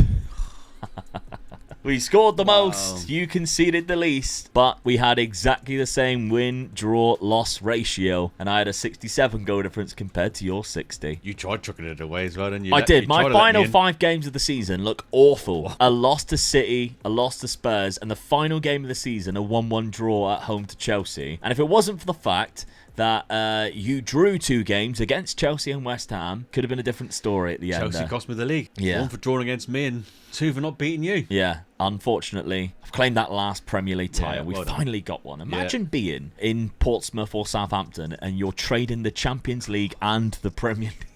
Unbelievable, isn't it? That's crazy, isn't it? Imagine being someone with a bit of money who can afford a season ticket at both. Yeah. And then just go to both yeah, grounds and just see it in this. You know, a proper football supporter. That'd be brilliant, wouldn't it? But there's other stories actually that's gone on. I've just noticed Coventry winning on the final day, which relegated Bristol City and saving themselves. And if we're looking at this as well, Coventry beat Brighton, who were just above them. Bristol City lost to Wolves, who finished bottom of the league with just 16 points. So that is terrible for them. Right, let's have a look then at the other competitions. Who won what? You also, I think, play in that international, intercontinental championship, and you've won that as well. So that is another trophy, which takes you to 10, which now makes 10-5. Yes. With my Premier League win. However, there is other trophies up for grabs to make this scoreline just a little less bad for me. And I've got one of them. There's the Carabao Cup against Spurs. So it's 10-6 at this point. Then we look at the other ones. The FA Cup is won by Sunderland, who beat Liverpool in there. So were we in it the 5th round? That's where you eliminated. Spurs. I beat Chelsea in the 5th round. Quarter-final, I beat MK Dons. Fair enough. And then in the semi-final, Sunderland beat me 1-0. That's a tough one to take. It wouldn't have mattered, but it'd have been nice to win it. It'd have been nice to win it because I've yet to win that one. But the final competition, the Champions League, Arsenal eliminated you at the quarter-final stage, and it went on. And the trophy came to Portsmouth. Come on. 3 seasons in a row we've had that. That is unbelievable. 1-0 win. Marquinhos in the final. Jay Robinson didn't play. No. Sesko Garnacho and Lamine Yamal was their front three with Musiala in behind. That's quite funny. Considering also we had Gavi playing in the team. He had a stinker, 6.3. But then so did Leo. Didn't even think Leo how good he was. Let you down. Yeah, but let me down. I still won the trophy. Yeah, true. Yeah.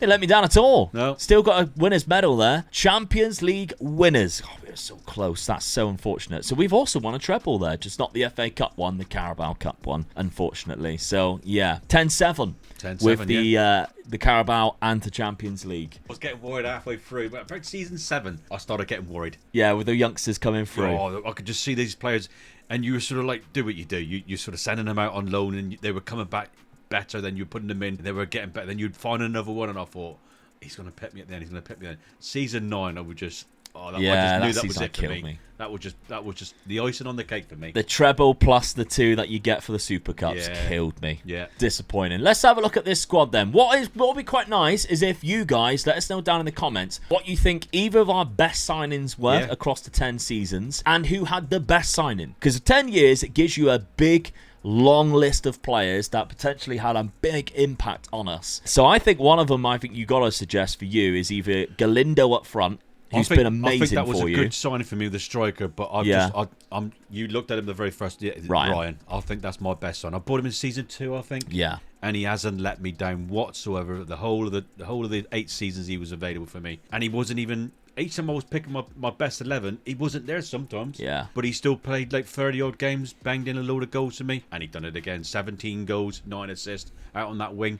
And he wasn't really my winger. No. But he could play in that position and it was hard to get anybody who was better than him. Yeah, Thomas Palmer was quite a good one too. He's had a very good couple of seasons. I had some really good attacking midfielders. Yeah, really good. Alex Jose coming in quite late, done very well, 25 assists. Scored a lot of goals for me. That was such a good replacement for Robinson. It's a shame I didn't keep Robinson to the end. I mean, I couldn't turn that money down because I think that money was what gave me the season 9 to buy the players that I did, and I went on and done so much. Yeah, he left at the wrong time. Yeah, it's bad luck, but there you go. Manzambi also got 24 goals there. Like, he only started 25 games, so that was a good signing. I mean, he was a good signing as well. He sort of he was there or thereabouts all the time. So but Patreon members, you'll get access to both, obviously, or patreonmembers.com/MegaLootGaming, or the YouTube channel members, you'll get access to the save file, which will allow you to have both tactics. So that's 2 treble winning tactics you can have a look at. So Dad's tactic, which is basically won in the whole competition, and my tactic, which won the treble at the end there. So let me know what the players, the transfers that you think was the best for us. Let's have a look at this Portsmouth team. Dad reckons Ryan was his best one. Mine's a tricky one because I've got a couple which did all right. Yeah. Leo is obviously, 49 goals, Jesus Christ, is probably my best signing overall, but he came in quite late. He came in too late for you, I think. Too late for me. Yeah. I mean, he played 4 seasons, so I still think he probably is. He got 30 goals in 31 league games. I think you went 4 seasons, maybe 5, I'm not sure, but an out-and-out striker that was scoring you a lot of goals. Yeah. And that cost you early doors, really. So he could be there, and he's only 24 as well, so I would have had him for a long time as well. He would have been great. Olivares got 21 goals and 12 assists. Pirovano got 20 and 15, so that was good. Israel's back with 27 assists. That's good. So that was not a bad number at all there, so very good. Romario Morrison, so disappointed that he didn't turn out to be a world-class player because I was really excited when I seen him come through, as was the goalkeeper, who, of course, betrayed me. But nonetheless, I think the goalkeeper we brought in, Nardi, was a solid signing. I think you've done well with the 2 keepers. Lucked out. Yeah. Lucked really out with well, that. Yeah. Very hard to find a good goalkeeper, but he is one of them. So, yeah, let us know who had the better signing out of the 2 of us and which signing was good for either of us. But let us know, of course, who else you want us to see do a 10-year save with. We've got one lined up that we think will be a corking video that you guys will love, so make sure you subscribe to do not miss that one. And if you're looking for something else to watch across 10 seasons, Dad and I did a Manchester United versus Spurs 10 seasons using a retro database up to present day. That one was a banger. Or if you're looking for something else, I recently did a Youth to Gold. That's on screen as well right now. Dad, you win this one. 10 trophies to 7. Congratulations. Click on screen if you want to watch one of those videos.